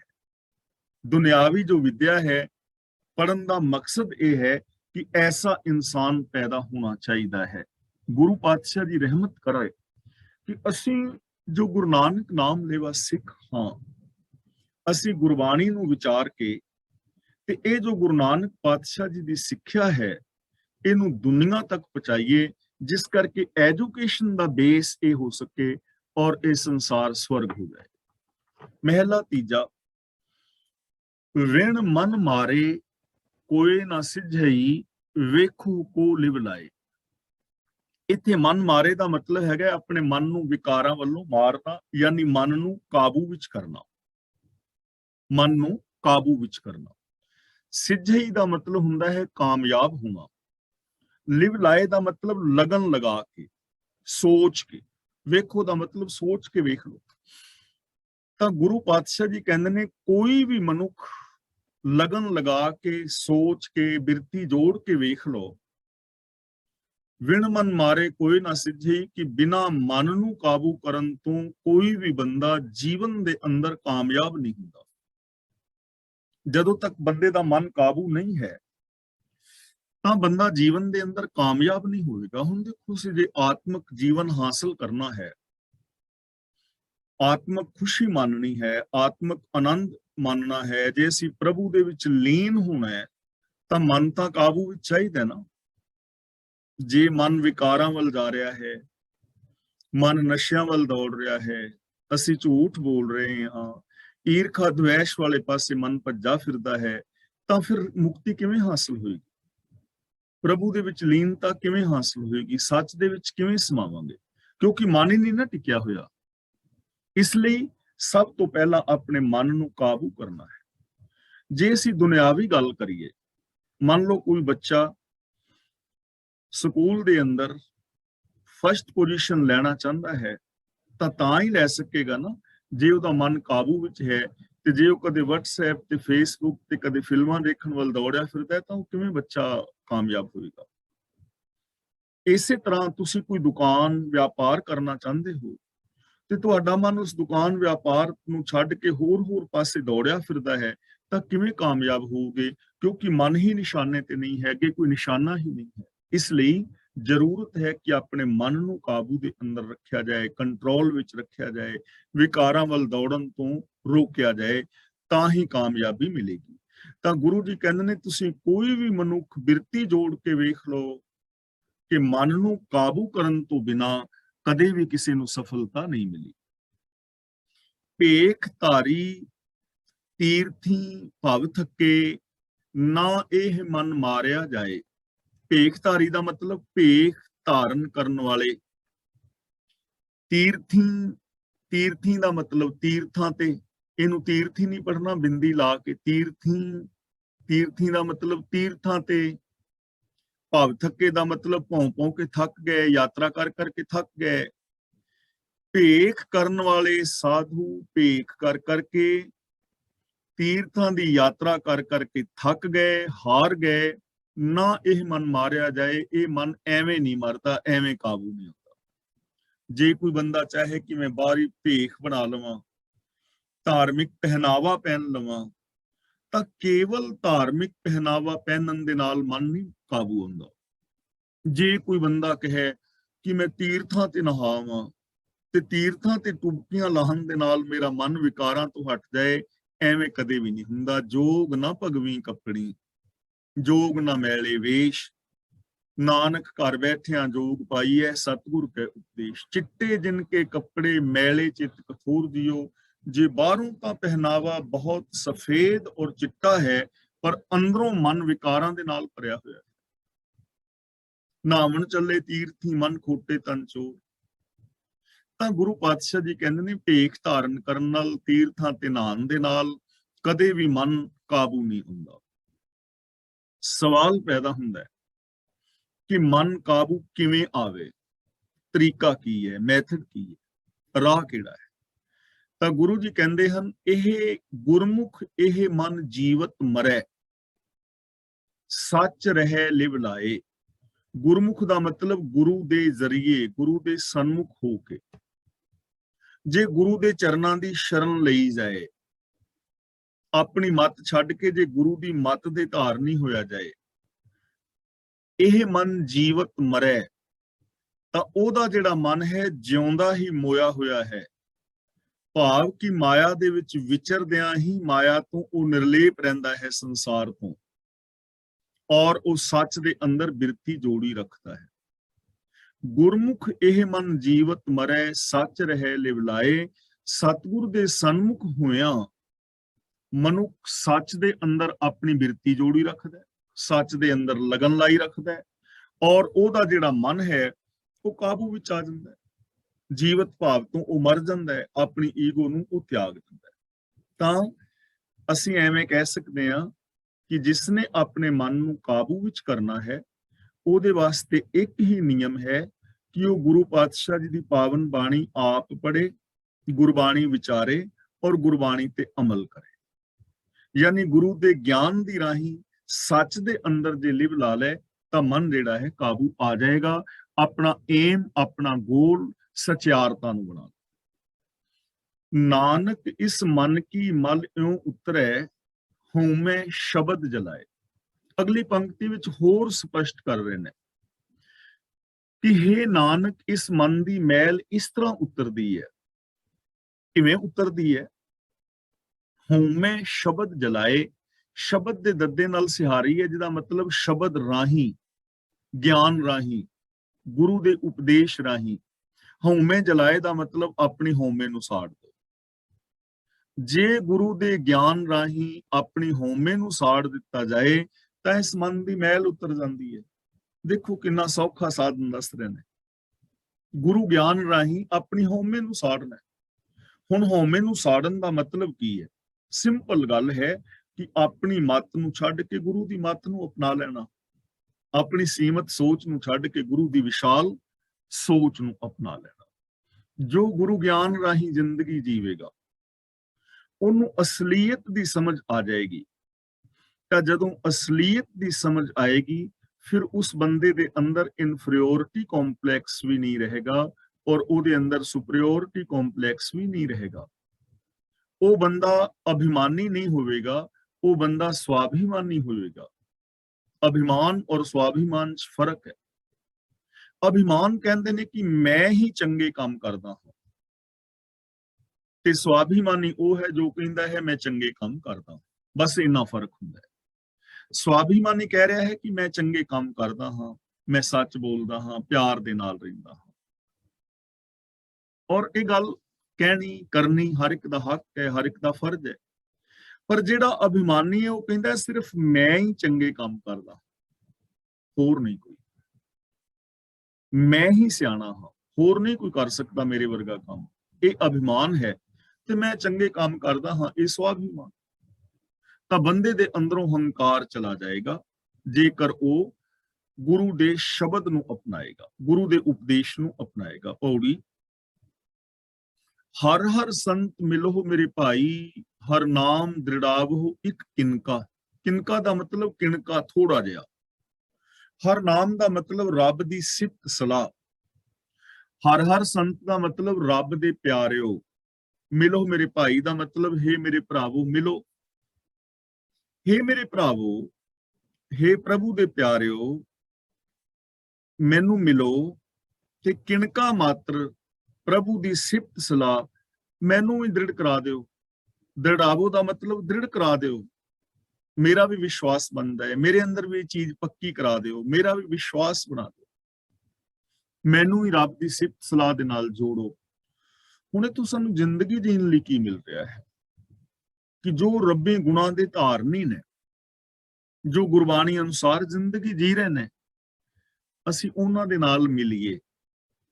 ਤੇ ਜਦੋਂ ਉਹਨਾਂ ਨਾਲ ਮਿਲੀਏ ਜਾਂ ਅਸੀਂ ਆਪਸ ਦੇ ਵਿੱਚ ਮਿਲੀਏ, ਤਾਂ ਸਾਡੀ ਇੱਕ ਦੂਜੇ ਅੱਗੋਂ ਮੰਗ ਜਾਂ ਸਵਾਲ ਜਾਂ ਬੋਲ ਚਾਲ ਕੀ ਹੋਵੇ, ਉਹਦਾ ਬੇਸ ਕੀ ਹੋਵੇ ਕਿ ਯਾਰ ਮੈਨੂੰ ਰੱਬੀ ਗੁਣਾਂ ਦੇ ਨਾਲ ਜੁੜਨ ਦਾ ਕੋਈ ਤਰੀਕਾ ਦੱਸ, ਮੈਨੂੰ ਇਹ ਤਰੀਕਾ ਦੱਸੋ ਕਿ ਮੈਂ ਸੱਚ ਬੋਲ ਸਕਾਂ, ਮੈਂ ਦਇਆ ਕਰ ਸਕਾਂ, ਮੈਨੂੰ ਇਹੋ ਜਿਹਾ ਤਰੀਕਾ ਦੱਸੋ ਜਿਸ ਕਰਕੇ ਮੇਰੀ ਜ਼ਿੰਦਗੀ ਦੇ ਅੰਦਰ ਇਨਸਾਨੀਅਤ ਪੈਦਾ ਹੋ ਜਾਏ, ਮੈਨੂੰ ਕੋਈ ਐਸਾ ਢੰਗ ਦੱਸੋ ਕਿ ਮੈਂ ਗੁਰਬਾਣੀ ਮੁਤਾਬਕ ਜ਼ਿੰਦਗੀ ਜੀ ਸਕਾਂ। ਹੁਣ ਇਹ ਸਵਾਲ ਮੈਂ ਤੁਹਾਡੇ ਤੋਂ ਪੁੱਛਾਂ ਤੇ ਤੁਸੀਂ ਮੈਨੂੰ ਦੱਸੋ, ਤੇ ਤੁਸੀਂ ਮੇਰੇ ਤੋਂ ਇਹ ਸਵਾਲ ਪੁੱਛੋ ਤੇ ਮੈਂ ਤੁਹਾਨੂੰ ਦੱਸਾਂ। ਮੀਨਸ ਕਿ ਸਾਡਾ ਜੋ ਆਪਸੀ ਮਿਲਵਰਤਨ ਹੈ, ਜੇ ਉਹਦਾ ਬੇਸ ਇਹ ਬਣ ਜਾਏ ਸਿਰਫ ਗੁਣਾਂ ਬਾਰੇ ਕਿ ਮੈਂ ਰੱਬੀ ਗੁਣਾਂ ਦਾ ਧਾਰਨੀ ਕਿਵੇਂ ਹੋ ਸਕਦਾ, ਮੇਰੇ ਅੰਦਰ ਇਨਸਾਨੀਅਤ ਕਿਵੇਂ ਪੈਦਾ ਕੀਤੀ ਜਾ ਸਕਦੀ, ਉਹ ਢੰਗ ਕੀ ਹੈ। ਤੇ ਜੇ ਅਸੀਂ ਇੱਕ ਦੂਜੇ ਨੂੰ ਢੰਗ ਦੱਸੀਏ ਤਾਂ ਮੇਰੇ ਖਿਆਲ ਦੇ ਅੰਦਰ ਤੇ ਜੇ ਸਾਡਾ ਸਵਾਲ ਕਰਨ ਦਾ, ਬੋਲ ਚਾਲ ਦਾ ਤਰੀਕਾ ਹੀ ਇਹ ਹੋ ਜਾਏ ਤੇ ਇਹ ਇੰਨੇ ਨਾਲ ਹੀ ਸਾਡੀ ਜ਼ਿੰਦਗੀ ਬਦਲ ਜਾਣੀ ਹੈ। ਕਿਉਂਕਿ ਉੱਥੇ ਕਿਸੇ ਦੀ ਨਿੰਦਾ ਚੁਗਲੀ ਤੇ ਹੋਣੀ ਨਹੀਂ, ਉੱਥੇ ਤਾਂ ਸਿਰਫ ਗੁਣਾਂ ਦੀ ਗੱਲ ਹੋਣੀ ਹੈ, ਗੁਣਾਂ ਤੇ ਤੁਰਨ ਦਾ ਢੰਗ ਤਰੀਕਾ। ਤਾਂ ਐਸੇ ਲੋਕਾਂ ਦੇ ਨਾਲ ਮਿਲਣਾ ਜੋ ਪ੍ਰਭੂ ਦੇ ਪਿਆਰੇ ਨੇ, ਜੋ ਗੁਰਮਤਿ ਆਸ਼ੇ ਅਨੁਸਾਰ ਜ਼ਿੰਦਗੀ ਜੀਣ ਵਾਲੇ ਨੇ, ਬਨੌਟੀ ਨਹੀਂ, ਜਿਹੜੇ ਅਸਲੀ ਨੇ, ਉਹਨਾਂ ਦੇ ਨਾਲ ਗੱਲਬਾਤ ਕਰਨੀ, ਸੰਗਤ ਕਰਨੀ ਕਿ ਇਹ ਰੱਬ ਦੇ ਪਿਆਰਿਓ ਮੇਰੇ ਤੇ ਵੀ ਕਿਰਪਾ ਕਰੋ, ਮੈਨੂੰ ਵੀ ਇਹੋ ਜਿਹਾ ਰਾਹ ਸਮਝਾਓ। ਹਰ ਹਰ ਸ਼ਿੰਗਾਰ ਬਣਾਵੋ ਹਰਜਨ, ਹਰ ਕਾਪੜ ਪਹਿਰੋ ਖਿਮਕਾ। ਤੇ ਗੁਰੂ ਪਾਤਸ਼ਾਹ ਜੀ ਕਹਿੰਦੇ ਨੇ ਹਰ ਹਰ ਸ਼ਿੰਗਾਰ ਬਣਾਵੋ ਹਰਜਨ, ਕਿ ਇਹ ਹਰੀ ਦੇ ਜਨੋ, ਹਰੀ ਨੂੰ ਆਪਣੀ ਜ਼ਿੰਦਗੀ ਦਾ ਸ਼ਿੰਗਾਰ ਬਣਾਓ, ਹਰੀ ਦੀ ਸਿਫਤ ਸਲਾਹ ਨੂੰ ਆਪਣੀ ਜ਼ਿੰਦਗੀ ਦਾ ਸ਼ਿੰਗਾਰ ਬਣਾਓ। ਔਰ ਫਿਰ ਕਹਿ ਰਹੇ ਨੇ ਹਰ ਕਾਪੜ ਪਹਿਰੋ ਖਿਮਕਾ। ਖਿਮ ਦਾ ਮਤਲਬ ਖਿਮਾ, ਖਿਮਾ ਦੀ ਪੁਸ਼ਾਕ ਪਾ ਲਓ, ਖਿਮਾ ਦਾ ਗੁਣ ਧਾਰਨ ਕਰੋ। ਹੁਣ ਖਿਮਾ ਦਾ ਗੁਣ ਬਹੁਤ ਪਿਆਰਾ ਹੈ। ਜੇ ਮੇਰੇ ਤੋਂ ਕੋਈ ਗਲਤੀ ਹੋ ਜਾਏ ਨਾ, ਤਾਂ ਮੇਰਾ ਫਰਜ਼ ਬਣਦਾ ਹੈ ਕਿ ਮੈਂ ਮੁਆਫੀ ਮੰਗ ਲਵਾਂ। ਤੇ ਮੁਆਫੀ ਇਹ ਨਹੀਂ ਕਿ ਰੋਜ਼ ਗਲਤੀਆਂ ਕਰਕੇ ਤੇ ਰੋਜ਼ ਮੁਆਫੀ ਮੰਗੀ ਜਾਵਾਂ ਤੇ ਉਹ ਕੰਮ ਦੁਬਾਰਾ। ਮੁਆਫੀ ਦਾ ਮਤਲਬ ਇਹ ਹੁੰਦਾ ਹੈ ਕਿ ਗਲਤੀ ਨਾਲ ਕੋਈ ਕੰਮ ਹੋ ਗਿਆ, ਜਾਣਬੁੱਝ ਕੇ ਕੀਤਾ, ਗਲਤੀ ਨਾਲ ਗਲਤ ਹੋ ਗਿਆ, ਉਹਦੀ ਮੁਆਫੀ, ਤੇ ਅੱਗੋਂ ਤੋਂ ਮੈਂ ਉਹੋ ਜਿਹਾ ਕੰਮ ਨਹੀਂ ਕਰਾਂਗਾ। ਪਹਿਲੀ ਗੱਲ। ਦੂਜੀ ਗੱਲ ਇਹ ਹੈ ਕਿ ਜੇ ਕਿਸੇ ਤੋਂ ਗਲਤੀ ਹੋ ਗਈ ਹੈ ਤੇ ਮੈਂ ਉਹਨੂੰ ਵੀ ਖਿਮਾ ਕਰ ਦਿਆਂ, ਕਿਉਂਕਿ ਦੂਜਾ ਵੀ ਤੇ ਇਨਸਾਨ ਹੀ ਹੈ ਨਾ, ਜਿਵੇਂ ਮੈਂ ਇਨਸਾਨ ਹਾਂ, ਮੇਰੇ ਅੰਦਰ ਗਲਤੀਆਂ ਕਰਨ ਦੀ ਸੰਭਾਵਨਾ ਹੈ। ਮੈਂ ਕੋਈ ਰੱਬ ਤੇ ਹੈ ਨਹੀਂ ਕਿ ਮੇਰੇ ਤੋਂ ਕੋਈ ਗਲਤੀ ਹੋਣੀ ਹੀ ਨਹੀਂ, ਜਾਂ ਮੈਂ ਜ਼ਿੰਦਗੀ ਵਿੱਚ ਕੋਈ ਗਲਤੀ ਕੀਤੀ ਹੀ ਨਹੀਂ, ਜਾਂ ਮੈਂ ਹੁਣ ਨਹੀਂ ਕਰ ਰਿਹਾ, ਜਾਂ ਮੈਂ ਅੱਗੋਂ ਨਹੀਂ ਕਰਾਂਗਾ। ਗਲਤੀ ਤਾਂ ਕਿਸੇ ਤੋਂ ਹੀ ਹੋ ਸਕਦੀ ਹੈ। ਤਾਂ ਜਿਵੇਂ ਮੈਂ ਚਾਹੁੰਦਾ ਹਾਂ ਨਾ ਕਿ ਜੇ ਮੈਂ ਗਲਤੀ ਦੀ ਮੁਆਫੀ ਮੰਗਾ ਤਾਂ ਮੈਨੂੰ ਅਗਲੀ ਧਿਰ ਮੁਆਫ ਕਰ ਦੇਵੇ, ਤਾਂ ਅਗਲੀ ਧਿਰ ਵੀ ਇਹ ਚਾਹੁੰਦੀ ਹੁੰਦੀ ਹੈ ਕਿ ਜੇ ਮੇਰੇ ਤੋਂ ਗਲਤੀ ਹੋ ਗਈ ਤੇ ਮੈਨੂੰ ਵੀ ਮੁਆਫ ਕੀਤਾ ਜਾਏ। ਜੇ ਇਹ ਖਿਮਾ ਦਾ ਗੁਣ ਆ ਜਾਏ ਤਾਂ ਸਾਡੀਆਂ ਬਹੁਤ ਸਾਰੀਆਂ ਸਮੱਸਿਆਵਾਂ ਦਾ ਸੋਲੂਸ਼ਨ ਹੋ ਸਕਦਾ ਹੈ। ਆਪਣੀਆਂ ਗਲਤੀਆਂ ਦੀ ਅਸੀਂ ਦੂਜਿਆਂ ਤੋਂ ਮੁਆਫੀ ਮੰਗ ਲਈਏ, ਔਰ ਦੂਜੇ ਨੇ ਜੇ ਕੋਈ ਗਲਤੀ ਕੀਤੀ ਤੇ ਉਹਨੂੰ ਮੁਆਫ ਕਰ ਦਈਏ। ਔਰ ਤੀਜੀ ਗੱਲ, ਆਪਣੇ ਆਪ ਨੂੰ ਵੀ ਮੁਆਫ ਕਰ ਦਈਏ। ਜੋ ਕੁਝ ਹੋਇਆ ਹੈ ਪਿੱਛੇ ਗਲਤ, ਆਪਣੇ ਆਪ ਨੂੰ ਮੁਆਫ ਕਰ ਦਿਓ ਕਿ ਮੈਂ ਗਲਤੀਆਂ ਕੀਤੀਆਂ, ਮੈਂ ਆਪਣੇ ਆਪ ਨੂੰ ਮੁਆਫ ਕਰਦਾ ਹਾਂ, ਅੱਗੇ ਤੋਂ ਮੈਂ ਐਸੀ ਕੋਈ ਗਲਤੀ ਨਹੀਂ ਕਰਾਂਗਾ। ਤਾਂ ਜੋ ਭੂਤਕਾਲ ਦਾ ਪਛਤਾਵਾ ਸੀ ਉਹਦਾ ਦੁੱਖ ਥੋੜਾ ਘਟ ਸਕਦਾ ਹੈ। ਤਾਂ ਗੁਰੂ ਜੀ ਕਹਿੰਦੇ ਨੇ ਰੱਬੀ ਗੁਣਾਂ ਦਾ ਸ਼ਿੰਗਾਰ ਬਣਾਓ ਔਰ ਖਿਮਾ ਦਾ ਕੱਪੜਾ ਪਹਿਰੋ, ਖਿਮਾ ਦਾ ਗੁਣ ਧਾਰਨ ਕਰੋ। ਐਸਾ ਸ਼ਿੰਗਾਰ ਮੇਰੇ ਪ੍ਰਭ ਭਾਵੈ, ਹਰ ਲਾਗੇ ਪਿਆਰਾ ਪ੍ਰਿਮਕਾ। ਪ੍ਰਿਮਕਾ ਦਾ ਮਤਲਬ ਪ੍ਰੇਮ ਦਾ ਸ਼ਿੰਗਾਰ। ਐਸਾ ਸ਼ਿੰਗਾਰ ਮੇਰੇ ਪ੍ਰਭ ਭਾਵੈ, ਇਹੋ ਜਿਹਾ ਸ਼ਿੰਗਾਰ ਮੇਰੇ ਹਰੀ ਨੂੰ ਚੰਗਾ ਲੱਗਦਾ ਹੈ। ਹਰ ਲਾਗੇ ਪਿਆਰਾ ਪ੍ਰਿਮਕਾ, ਯਾਨੀ ਪ੍ਰੇਮ ਦਾ ਸ਼ਿੰਗਾਰ ਚੰਗਾ ਲੱਗਦਾ ਹੈ ਰੱਬ ਨੂੰ। ਇਸ ਲਈ ਆਪਣੀ ਜ਼ਿੰਦਗੀ ਨੂੰ ਪ੍ਰੇਮ ਦੇ ਨਾਲ ਸ਼ਿੰਗਾਰੋ। ਸ਼ੁਭ ਗੁਣਾਂ ਦਾ ਸ਼ਿੰਗਾਰ, ਪ੍ਰੇਮ ਦਾ ਸ਼ਿੰਗਾਰ, ਆਪਣੀ ਜ਼ਿੰਦਗੀ ਦੇ ਅੰਦਰ ਪ੍ਰੇਮ ਪੈਦਾ ਕਰੋ। ਜੇ ਤੁਹਾਡੀ ਜ਼ਿੰਦਗੀ ਵਿੱਚ ਪ੍ਰੇਮ ਹੈ ਤਾਂ ਉਹ ਪ੍ਰੇਮ ਦਾ ਸ਼ਿੰਗਾਰ ਰੱਬ ਨੂੰ ਪਿਆਰਾ ਲੱਗਦਾ ਹੈ। ਪ੍ਰੇਮ ਕਰੋਗੇ ਤੁਹਾਡੀ ਇੱਜ਼ਤ ਪੱਤ ਰਹੇਗੀ। ਕਿੰਨਾ ਪਿਆਰਾ ਬਚਨ ਨਾ, ਪ੍ਰੇਮ ਪਟੋਲਾ ਤੈਂ ਸ਼ੋ ਦਿੱਤਾ, ਢੱਕਣ ਕੂ ਪੱਤ ਮੇਰੀ। ਕਿ ਹੇ ਰੱਬਾ, ਮੈਂ ਇੱਜ਼ਤਦਾਰ ਬਣ ਕੇ ਰਹਾਂ, ਮੇਰੀ ਇੱਜ਼ਤ ਢੱਕਣ ਲਈ, ਪੱਤ ਢੱਕਣ ਲਈ ਤੂੰ ਮੈਨੂੰ ਪ੍ਰੇਮ ਦਾ ਕੱਪੜਾ ਦਿੱਤਾ ਹੈ ਕਿ ਮੈਂ ਆਪਣੇ ਜੀਵਨ ਵਿੱਚ ਪ੍ਰੇਮ ਪੈਦਾ ਕਰਾਂ। ਤੇ ਪ੍ਰੇਮ ਕਿਹਦੇ ਨਾਲ ਕਰਨਾ ਹੈ? ਸੱਚ ਨਾਲ, ਦਇਆ ਨਾਲ, ਇੱਕ ਓੰਕਾਰ ਨਾਲ, ਨਿਰਭਉ ਨਾਲ, ਨਿਰਵੈਰ ਨਾਲ, ਇਹਨਾਂ ਰੱਬੀ ਗੁਣਾਂ ਦੇ ਨਾਲ ਪਿਆਰ ਪਾਉਣਾ, ਮਨੁੱਖਤਾ ਦੇ ਨਾਲ ਪਿਆਰ ਪਾਉਣਾ। ਤੇ ਪਿਆਰ ਬਾਰੇ ਆਪਾਂ ਬਹੁਤ ਵਾਰ ਗੱਲ ਕਰ ਚੁੱਕੇ ਹਾਂ। ਪ੍ਰੇਮ ਸਮਰਪਣ ਦਾ ਨਾਮ ਹੈ। ਸ਼ੁਭ ਔਰ ਨਿਸਵਾਰਥ ਭਾਵਨਾਵਾਂ ਦੇ ਨਾਲ ਕੀਤੇ ਹੋਏ ਆਤਮ ਸਮਰਪਣ ਦਾ ਨਾਮ ਪ੍ਰੇਮ ਹੈ। ਪ੍ਰੇਮ ਦੇ ਅੰਦਰ ਕੋਈ ਲਾਲਚ ਨਹੀਂ ਹੈ, ਪ੍ਰੇਮ ਦੇ ਅੰਦਰ ਤਿਆਗ ਹੈ। ਪ੍ਰੇਮ ਵਾਲੇ ਮਨੁੱਖ ਦਾ ਜੀਵਨ ਪਾਰਦਰਸ਼ੀ ਸ਼ੀਸ਼ੇ ਵਰਗਾ ਸਾਫ਼ ਹੈ, ਕੁਝ ਵੀ ਲੁਕਾ ਛਿਪਾ ਨਹੀਂ ਹੈ। ਇਹੋ ਜਿਹਾ ਸ਼ਿੰਗਾਰ ਰੱਬ ਨੂੰ ਬੜਾ ਪਿਆਰਾ ਲੱਗਦਾ। ਹੁਣ ਦੇਖੋ, ਐਸਾ ਸ਼ਿੰਗਾਰ ਧਾਰਨ ਕਰਨ ਵਾਸਤੇ ਤੁਹਾਨੂੰ ਕਿਸੇ ਫੈਸ਼ਨ ਦੀ ਲੋੜ ਨਹੀਂ। ਕੋਈ ਧਾਰਮਿਕ ਜਿਹੜੇ ਵਿਖਾਵੇ ਵਾਲੇ ਪਹਿਨਾਵੇ ਨੇ ਉਹ ਪਹਿਨਣ ਦੀ ਜ਼ਰੂਰਤ ਨਹੀਂ। ਪਿਆਰ ਦੇ ਨਾਲ ਆਪਣੀ ਜ਼ਿੰਦਗੀ ਨੂੰ ਸ਼ਿੰਗਾਰੋ, ਆਪਣੇ ਜੀਵਨ ਵਿੱਚ ਪਿਆਰ ਪੈਦਾ ਕਰੋ, ਸ਼ੁਭ ਗੁਣਾਂ ਦੇ ਨਾਲ ਪਿਆਰ ਪੈਦਾ ਕਰੋ, ਮਨੁੱਖਤਾ ਨਾਲ ਪਿਆਰ, ਸੰਸਾਰ ਨਾਲ ਪਿਆਰ, ਵਨਸਪਤੀ ਨਾਲ ਪਿਆਰ। ਪਿਆਰ ਦੇ ਝਰਨੇ ਅੰਦਰ ਝਰ ਜਾਣ, ਪਿਆਰ ਦੇ ਨਾਲ ਇਹ ਜੀਵਨ ਸ਼ਿੰਗਾਰਿਆ ਜਾਏ। ਇਹ ਸ਼ਿੰਗਾਰ ਰੱਬ ਨੂੰ ਪਿਆਰਾ ਲੱਗਦਾ ਹੈ। ਹਰ ਹਰ ਨਾਮ ਬੋਲੋ ਦਿਨ ਰਾਤੀ। ਇੱਥੇ ਰਾਤੀ ਨਹੀਂ ਪੜਨਾ, ਬਿੰਦੀ ਲਗਾ ਕੇ ਪੜਾਂਗੇ, ਰਾਤੀ। ਹਰ ਹਰ ਨਾਮ ਬੋਲੋ ਦਿਨ ਰਾਤੀ, ਸਭ ਕਿਲ ਬਿਖ ਕਾਟੈ ਇੱਕ ਪਲਕਾ। ਕਿਲ ਬਿਖ ਦਾ ਮਤਲਬ ਪਾਪ, ਪਲਕਾ ਦਾ ਮਤਲਬ ਇੱਕ ਪਲਕ ਵਿੱਚ। ਨਾਮ ਬੋਲੋ ਦਾ ਮਤਲਬ ਰੱਬ ਦੀ ਸਿਫਤ ਸਲਾਹ ਕਰੋ। ਦਿਨ ਰਾਤ ਰੱਬੀ ਗੁਣਾਂ ਦਾ ਉਚਾਰਨ ਕਰੋ, ਰੱਬ ਦੀ ਸਿਫਤ ਸਲਾਹ ਕਰੋ। ਇੱਕ ਪਲਕ ਵਿੱਚ ਸਾਰੇ ਪਾਪ ਕੱਟ ਦੇਵੇਗਾ। ਇੱਕ ਪਲ ਦੇ ਅੰਦਰ ਪਾਪ ਕੱਟੇ ਜਾਣਗੇ। ਤੀਰਥਾਂ ਤੇ ਨਾਤਿਆਂ ਨਹੀਂ ਕੱਟੇ ਜਾਣੇ ਪਾਪ, ਸਮਾਧੀਆਂ ਲਾਉਣ ਨਾਲ ਨਹੀਂ ਕੱਟੇ ਜਾਣੇ। ਰੱਬੀ ਗੁਣ ਬੋਲਣੇ ਸ਼ੁਰੂ ਕਰ ਦਿਓ, ਪਾਪ ਇੱਕ ਪਲ ਵਿੱਚ ਹੀ ਕੱਟੇ ਜਾਣਗੇ। ਕਿਵੇਂ ਕੱਟੇ ਜਾਣਗੇ? ਹੁਣ ਪਾਪ ਮੇਰੀ ਸੋਚ ਵਿੱਚ ਭਰੇ ਪਏ ਨੇ। ਈਰਖਾ ਹੈ, ਵੈਰ ਵਿਰੋਧ ਹੈ, ਜਾਂ ਮਤਲਬ ਹੰਕਾਰ ਹੈ, ਲੋਭ ਹੈ, ਲੱਭ ਹੈ, ਜਾਤੀਵਾਦ, ਇਹ ਸਾਰੇ ਦੁਸ਼ਕਰਮ ਨੇ ਨਾ, ਮੇਰੀ ਸੋਚ ਵਿੱਚ ਭਰੇ ਪਏ ਨੇ। ਇਹਨਾਂ ਬਾਰੇ ਮੈਂ ਬੋਲ ਰਿਹਾ ਹਾਂ, ਐਸਾ ਹੀ ਮੈਂ ਬਿਹੇਵੀਅਰ ਕਰ ਰਿਹਾ। ਤਾਂ ਇਹ ਇੱਕ ਪਲ ਵਿੱਚ ਕਿਵੇਂ ਕੱਟੇ ਜਾਣਗੇ? ਜੇ ਮੈਂ ਸੱਚ ਬੋਲਣਾ ਸ਼ੁਰੂ ਕਰ ਦਿਆਂ, ਪਿਆਰ ਨਾਲ ਰਹਿਣਾ ਸ਼ੁਰੂ ਕਰ ਦਿਆਂ, ਨਿਰਭੈਤਾ ਨਿਰਵੈਰਤਾ ਵਾਲੀ ਜ਼ਿੰਦਗੀ ਸ਼ੁਰੂ ਕਰ ਦਿਆਂ, ਪਾਪ ਨਾਲ ਦੇ ਨਾਲ ਖਤਮ। ਪਾਪ ਤੇ ਤਾਂ ਹੀ ਨੇ ਨਾ ਕਿਉਂਕਿ ਮੈਂ ਗੁਣਾਂ ਨੂੰ ਯੂਜ਼ ਨਹੀਂ ਕਰ ਰਿਹਾ। ਪਾਪਾਂ ਦੀ ਆਪਣੀ ਕੋਈ ਹੋਂਦ ਨਹੀਂ ਹੈ। ਮੇਰੇ ਕਮਰੇ ਵਿੱਚ ਹਨੇਰਾ ਕਿਉਂ ਹੈ? ਕਿਉਂਕਿ ਲਾਈਟ ਔਨ ਨਹੀਂ ਨਾ ਕੀਤੀ। ਹਨੇਰੇ ਦੀ ਆਪਣੀ ਕੋਈ ਉਹ ਵੈਲਿਊ ਨਹੀਂ ਹੈ। ਲਾਈਟ ਨਾ ਹੋਣ ਦਾ ਨਾਮ ਹਨੇਰਾ ਹੈ, ਚਾਨਣ ਦੀ ਅਣਹੋਂਦ ਦਾ ਨਾਮ ਹਨੇਰਾ ਹੈ। ਲਾਈਟ ਔਨ ਕਰ ਦੋ, ਹਨੇਰਾ ਆਪੇ ਖਤਮ। ਸੱਚ ਬੋਲਣਾ ਸ਼ੁਰੂ ਕਰੋ, ਝੂਠ ਖਤਮ। ਪ੍ਰੇਮ ਨਾਲ ਰਹਿਣਾ ਸ਼ੁਰੂ ਕਰੋ, ਈਰਖਾ ਦੁਆਸ਼ ਖਤਮ। ਨਿਮਰਤਾ ਧਾਰਨ ਕਰੋ, ਹੰਕਾਰ ਖਤਮ, ਸੰਤੋਖ ਵਾਲੀ ਜ਼ਿੰਦਗੀ ਜੀਵੋ, ਲੋਭ ਖਤਮ। ਇੱਕ ਪਲ ਵਿੱਚ ਹੀ ਖਤਮ ਹੋ ਗਿਆ ਨਾ। ਇਸ ਲਈ ਗੁਰੂ ਜੀ ਕਹਿੰਦੇ ਨੇ, ਇਹ ਪਿਆਰਿਓ, ਦਿਨ ਰਾਤ ਰੱਬ ਦੀ ਸਿਫਤ ਸਲਾਹ ਕਰੋ। ਇਸ ਤਰ੍ਹਾਂ ਕਰਨ ਦੇ ਨਾਲ ਇੱਕ ਪਲ ਵਿੱਚ ਹੀ ਤੁਹਾਡੀ ਜ਼ਿੰਦਗੀ ਦੇ ਪਾਪ ਕਰਮ ਕੱਟੇ ਜਾਣਗੇ। ਹਰ ਹਰ ਦਇਆਲ ਹੋਵੇ ਜਿਸ ਉੱਪਰ, ਸੋ ਗੁਰਮੁਖ ਹਰ ਜਪ ਜਿਣਕਾ। ਜਿਣਕਾ ਦਾ ਮਤਲਬ ਜਿੱਤ ਜਾਂਦਾ ਹੈ। ਗੁਰਮੁਖ ਦਾ ਮਤਲਬ ਗੁਰੂ ਦੇ ਰਾਹੀਂ। ਜਪ ਦਾ ਮਤਲਬ ਹੁੰਦਾ ਹੈ ਜਾਣਨਾ। ਹਰ ਜਪ ਦਾ ਮਤਲਬ ਹਰੀ ਨੂੰ ਜਾਣ ਕੇ।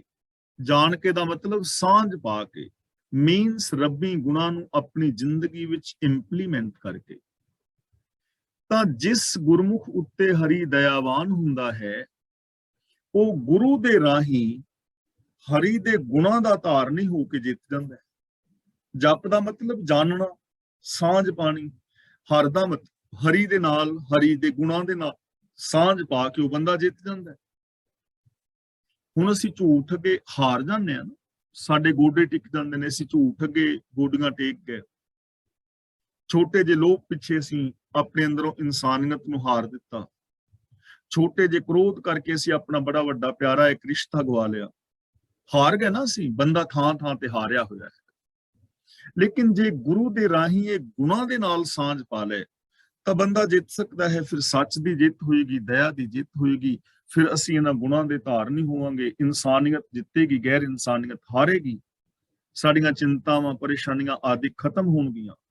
ਤਾਂ ਗੁਰੂ ਜੀ ਕਹਿੰਦੇ ਨੇ, ਜਿਨ੍ਹਾਂ ਤੇ ਪ੍ਰਭੂ ਦਇਆਵਾਨ ਹੁੰਦਾ ਹੈ, ਜੋ ਪ੍ਰਭੂ ਦੀ ਦਇਆ ਦੇ ਪਾਤਰ ਬਣਦੇ ਨੇ, ਉਹ ਗੁਰੂ ਦੇ ਦੱਸੇ ਰਾਹਾਂ ਤੇ ਚੱਲ ਕੇ ਹਰੀ ਦੇ ਗੁਣਾਂ ਦੇ ਨਾਲ ਸਾਂਝ ਪਾ ਕੇ ਜੀਵਨ ਬਾਜੀ ਨੂੰ ਜਿੱਤ ਜਾਂਦੇ। ਸ਼ਲੋਕ ਮਹਿਲਾ ਤੀਜਾ। ਜਨਮ ਜਨਮ ਕੀ ਇਸ ਮਨ ਕੋ ਮਲ ਲਾਗੀ, ਕਾਲਾ ਹੁਆ ਸਿਆ। ਜਨਮ ਜਨਮ ਦਾ ਮਤਲਬ ਸਮੇਂ ਸਮੇਂ ਤੇ, ਟਾਈਮ ਟਾਈਮ ਤੇ, ਵਕਤ ਵਕਤ ਤੇ, ਯਾਨੀ ਬਹੁਤ ਸਮੇਂ ਦੀ। ਇਸ ਮਨ ਕੋ ਮਲ ਲਾਗੀ, ਵਕਤ ਵਕਤ ਤੇ ਇਸ ਮਨ ਨੂੰ ਮੈਲ ਲੱਗੀ ਹੋਈ ਹੈ। ਹੁਣ ਜਨਮ ਜਨਮ ਅਸੀਂ ਰੋਜ਼ ਜਨਮ ਜੀ ਰਹੇ ਹਾਂ ਨਾ, ਸਮੇਂ ਸਮੇਂ ਤੇ। ਕਿਤੇ ਮੇਰੇ ਅੰਦਰ ਕ੍ਰੋਧ ਦੀ ਮੈਲ ਲੱਗ ਗਈ, ਦੂਜੇ ਸਮੇਂ ਮੇਰੇ ਅੰਦਰ ਲੋਭ ਪੈਦਾ ਹੋ ਗਿਆ, ਲੋਭ ਦੀ ਮੈਲ ਲੱਗ ਗਈ। ਤੀਜਾ ਕੋਈ ਵਕਤ ਆਇਆ, ਤੀਜੇ ਦਿਨ ਮੇਰੇ ਮਨ ਨੂੰ ਹੋਰ ਕੋਈ ਮੈਲ ਲੱਗ ਗਈ, ਪਸ਼ੂ ਬਿਰਤੀਆਂ ਦੀ ਮੈਲ ਲੱਗ ਗਈ, ਕਿਤੇ ਲੱਭ, ਲੋਭ, ਲਾਲਚ। ਇਹ ਮਨ ਕਾਲਾ ਸ਼ਾਹ ਹੋਇਆ ਪਿਆ ਹੈ। ਮਨ ਦਾ ਮਤਲਬ ਸਾਡੀ ਸੋਚ, ਮੈਂਟੈਲਿਟੀ ਬੰਦੇ ਦੀ ਕਾਲੀ ਸ਼ਾਹ ਹੋਈ ਪਈ ਹੈ, ਵਿਕਾਰਾਂ ਦੀ ਕਾਲਖ ਦੇ ਨਾਲ। ਖਨਲੀ ਧੋਤੀ ਉਜਲੀ ਨਾ ਹੋਵਈ, ਜੇ ਸੌ ਧੋਵਣ ਪਾਹ। ਖਨਲੀ ਦਾ ਮਤਲਬ ਤੇਲ ਦੀ, ਤੇਲੀ ਦੀ ਕੋਲੂ ਵਿੱਚ ਫੇਰਨ ਵਾਲੀ ਲੀਰ। ਇੱਕ ਲੀਰ ਹੁੰਦੀ ਹੈ ਜੋ ਕੋਲੂ ਦੀਆਂ ਲੱਠਾਂ ਦੇ ਵਿੱਚ ਫੇਰ ਕੇ ਲੱਠਾਂ ਨੂੰ ਸਾਫ਼ ਕਰਦਾ ਜਾਂ ਕੋਲੂ ਦੇ ਵਿੱਚ ਫੇਰਦਾ, ਉਹਨੂੰ ਖਨਲੀ ਕਹਿੰਦੇ। ਜੇ ਸੌ ਧੋਵਣ ਪਾਹ, ਪਾਹ ਦਾ ਮਤਲਬ ਧੋਣ ਦਾ ਯਤਨ ਕਰੋ। ਜਿਵੇਂ ਤੇਲੀ ਦੀ ਕੋਲੂ ਵਾਲੀ ਲੀਰ ਧੋਤਿਆਂ ਚਿੱਟੀ ਨਹੀਂ ਹੁੰਦੀ, ਭਾਵੇਂ ਉਹਨੂੰ 100 ਵਾਰੀ ਧੋ ਲਓ, ਕਿਉਂਕਿ ਉਹਦੇ ਅੰਦਰ ਤੇਲ ਇੱਕ ਵਾਰੀ ਫਸ ਗਿਆ ਨਾ, ਕਾਲਖ ਚਲੀ ਗਈ, ਤੇ ਫਿਰ ਉਹਨੂੰ ਜਿੰਨਾ ਮਰਜ਼ੀ ਧੋਈ ਜਾਓ, ਜਿਵੇਂ ਦਾ ਲੱਠਾ ਚਿੱਟਾ ਸੀ ਨਾ ਪਹਿਲੇ ਦਿਨ, ਉਵੇਂ ਦੀ ਚਿਟਿਆਈ ਉਹਦੇ ਵਿੱਚ ਆਉਂਦੀ ਨਹੀਂ। ਬੇਸ਼ੱਕ ਧੋਈ ਜਾਓ ਬਾਰ-ਬਾਰ, ਉਹਨੇ ਫਿਰ ਕਾਲੀ ਦੀ ਕਾਲੀ। ਇਸੇ ਤਰ੍ਹਾਂ ਇਹ ਜੋ ਮਨ ਹੈ, ਇਹਦੇ ਅੰਦਰ ਵਿਕਾਰਾਂ ਦੀ ਕਾਲਖ ਹੈ, ਤੇ ਐਵੇਂ ਇਹ ਧੋਤਿਆਂ ਚਿੱਟਾ ਨਹੀਂ ਹੁੰਦਾ। ਤੀਰਥਾਂ ਤੇ ਨਹਾ ਲਓ, ਮਨ ਦੀ ਕਾਲਖ ਚਲੀ ਜਾਏ ਨਾ, ਪਾਠ ਪੂਜਾ ਕਰ ਲਓ, ਮਨ ਦੀ ਕਾਲਖ ਚਲੀ ਜਾਏ, ਐਵੇਂ ਨਹੀਂ ਜਾਂਦੀ। ਜੇ ਐਵੇਂ ਕਾਲਖ ਜਾਂਦੀ ਤਾਂ ਕਿੰਨੀ ਪਾਠ ਪੂਜਾ ਹੋ ਰਹੀ ਹੈ, ਕਿੰਨੇ ਵਰਤ ਨਰਾਤੇ ਸਰਾਧ ਹੋ ਰਹੇ ਨੇ, ਕਿੰਨੇ ਲੋਕ ਤੀਰਥਾਂ ਤੇ ਜਾ ਰਹੇ ਨੇ, ਫਿਰ ਤਾਂ ਹਰ ਇੱਕ ਦਾ ਮਨ ਸਾਫ਼ ਹੋਣਾ ਚਾਹੀਦਾ ਸੀ ਨਾ। ਜਿਵੇਂ ਕੋਲੂ ਦੀ ਲੀਰ ਚਿੱਟੀ ਨਹੀਂ ਹੁੰਦੀ, ਤਾਂ ਫਿਰ ਕੀ ਕਰਨਾ ਚਾਹੀਦਾ ਹੈ? ਮਨ ਸਾਡਾ ਕਿਵੇਂ ਸਾਫ਼ ਹੋ? ਗੁਰ ਪ੍ਰਸਾਦੀ ਜੀਵਤ ਮਰੈ, ਉਲਟੀ ਹੋਵੇ ਮਤ ਬਦਲਾ। ਬਦਲਾ ਦਾ ਮਤਲਬ ਬਦਲ ਜਾਏ। ਗੁਰ ਪ੍ਰਸਾਦੀ ਜੀਵਤ ਮਰੈ, ਗੁਰੂ ਦੀ ਕਿਰਪਾ ਨਾਲ ਜੇ ਜਿਉਂਦੇ ਭਾਵ ਤੋਂ ਬੰਦਾ ਮਰ ਜਾਏ, ਆਪਣੇ ਆਪੇ ਨੂੰ ਮਾਰ ਲਵੇ, ਮਤ ਬਦਲ ਕੇ ਉਲਟ ਹੋ ਜਾਏ, ਉਲਟੀ ਹੋਵੇ ਮਤ ਬਦਲਾ। ਬਦਲਾ ਦਾ ਮਤਲਬ ਬਦਲ ਕੇ, ਮਤ ਬਦਲ ਕੇ ਉਲਟੀ ਹੋ ਜਾਏ, ਯਾਨੀ ਆਪੇ ਭਾਵ ਨੂੰ ਮਾਰੇ ਔਰ ਆਪਣੀ ਮਤ ਨੂੰ ਉਲਟਾਏ ਉਲਟਾਉਣ ਦਾ ਮਤਲਬ ਮਨ ਦੀ ਮੱਤ ਨੂੰ ਛੱਡ ਕੇ ਗੁਰੂ ਦੀ ਮੱਤ ਦਾ ਧਾਰਨੀ ਹੋਵੇ, ਭੈੜੀ ਮੱਤ ਨੂੰ ਛੱਡ ਕੇ ਚੰਗੀ ਮੱਤ ਨੂੰ, ਗਿਆਨ ਨੂੰ ਗਲਤ ਵਰਤਣ ਦੀ ਜਗ੍ਹਾ ਤੇ ਠੀਕ ਵਰਤਣਾ ਸ਼ੁਰੂ ਕਰੇ। ਨਾਨਕ ਮੈਲ ਨਾ ਲੱਗਈ ਨਾ ਫਿਰ ਜੋਨੀ ਪਾ। ਫਿਰ ਇਸ ਮਨ ਨੂੰ ਮੈਲ ਨਹੀਂ ਲੱਗਦੀ ਤੇ ਨਾ ਫਿਰ ਇਹ ਜੋਨੀ ਪਾ ਦਾ ਮਤਲਬ ਫਿਰ ਇਹ ਪਸ਼ੂ ਬਿਰਤੀਆਂ ਵਿੱਚ ਨਹੀਂ ਪੈਂਦਾ। ਹੁਣ ਸਾਡਾ ਮਨ ਪਸ਼ੂ ਬਿਰਤੀਆਂ ਵਿੱਚ ਪੈ ਜਾਂਦਾ ਨਾ, ਥੋੜਾ ਜਿਹਾ ਲਾਲਚ, ਤੇ ਜਦੋਂ ਅਸੀਂ ਲਾਲਚ ਕਰਕੇ ਬੇਗਾਨਾ ਹੱਕ ਖਾਂਦੇ ਆ, ਉਦੋਂ ਸਾਡੀ ਸੁਰਤ ਕੁੱਤੇ ਦੀ ਜੂਨ ਵਿੱਚ ਚਲੀ ਗਈ। ਜਦੋਂ ਥੋੜਾ ਜਿਹਾ ਹੰਕਾਰ ਕਰਕੇ ਦੂਜੇ ਨੂੰ ਨੀਵੇਂ ਵਿਖਾਇਆ, ਮੇਰੀ ਜਿਹੜੀ ਸੁਰਤ ਹੈ ਉਹ ਹਾਥੀ ਦੀ ਜੂਨ ਵਿੱਚ ਚਲੀ ਗਈ।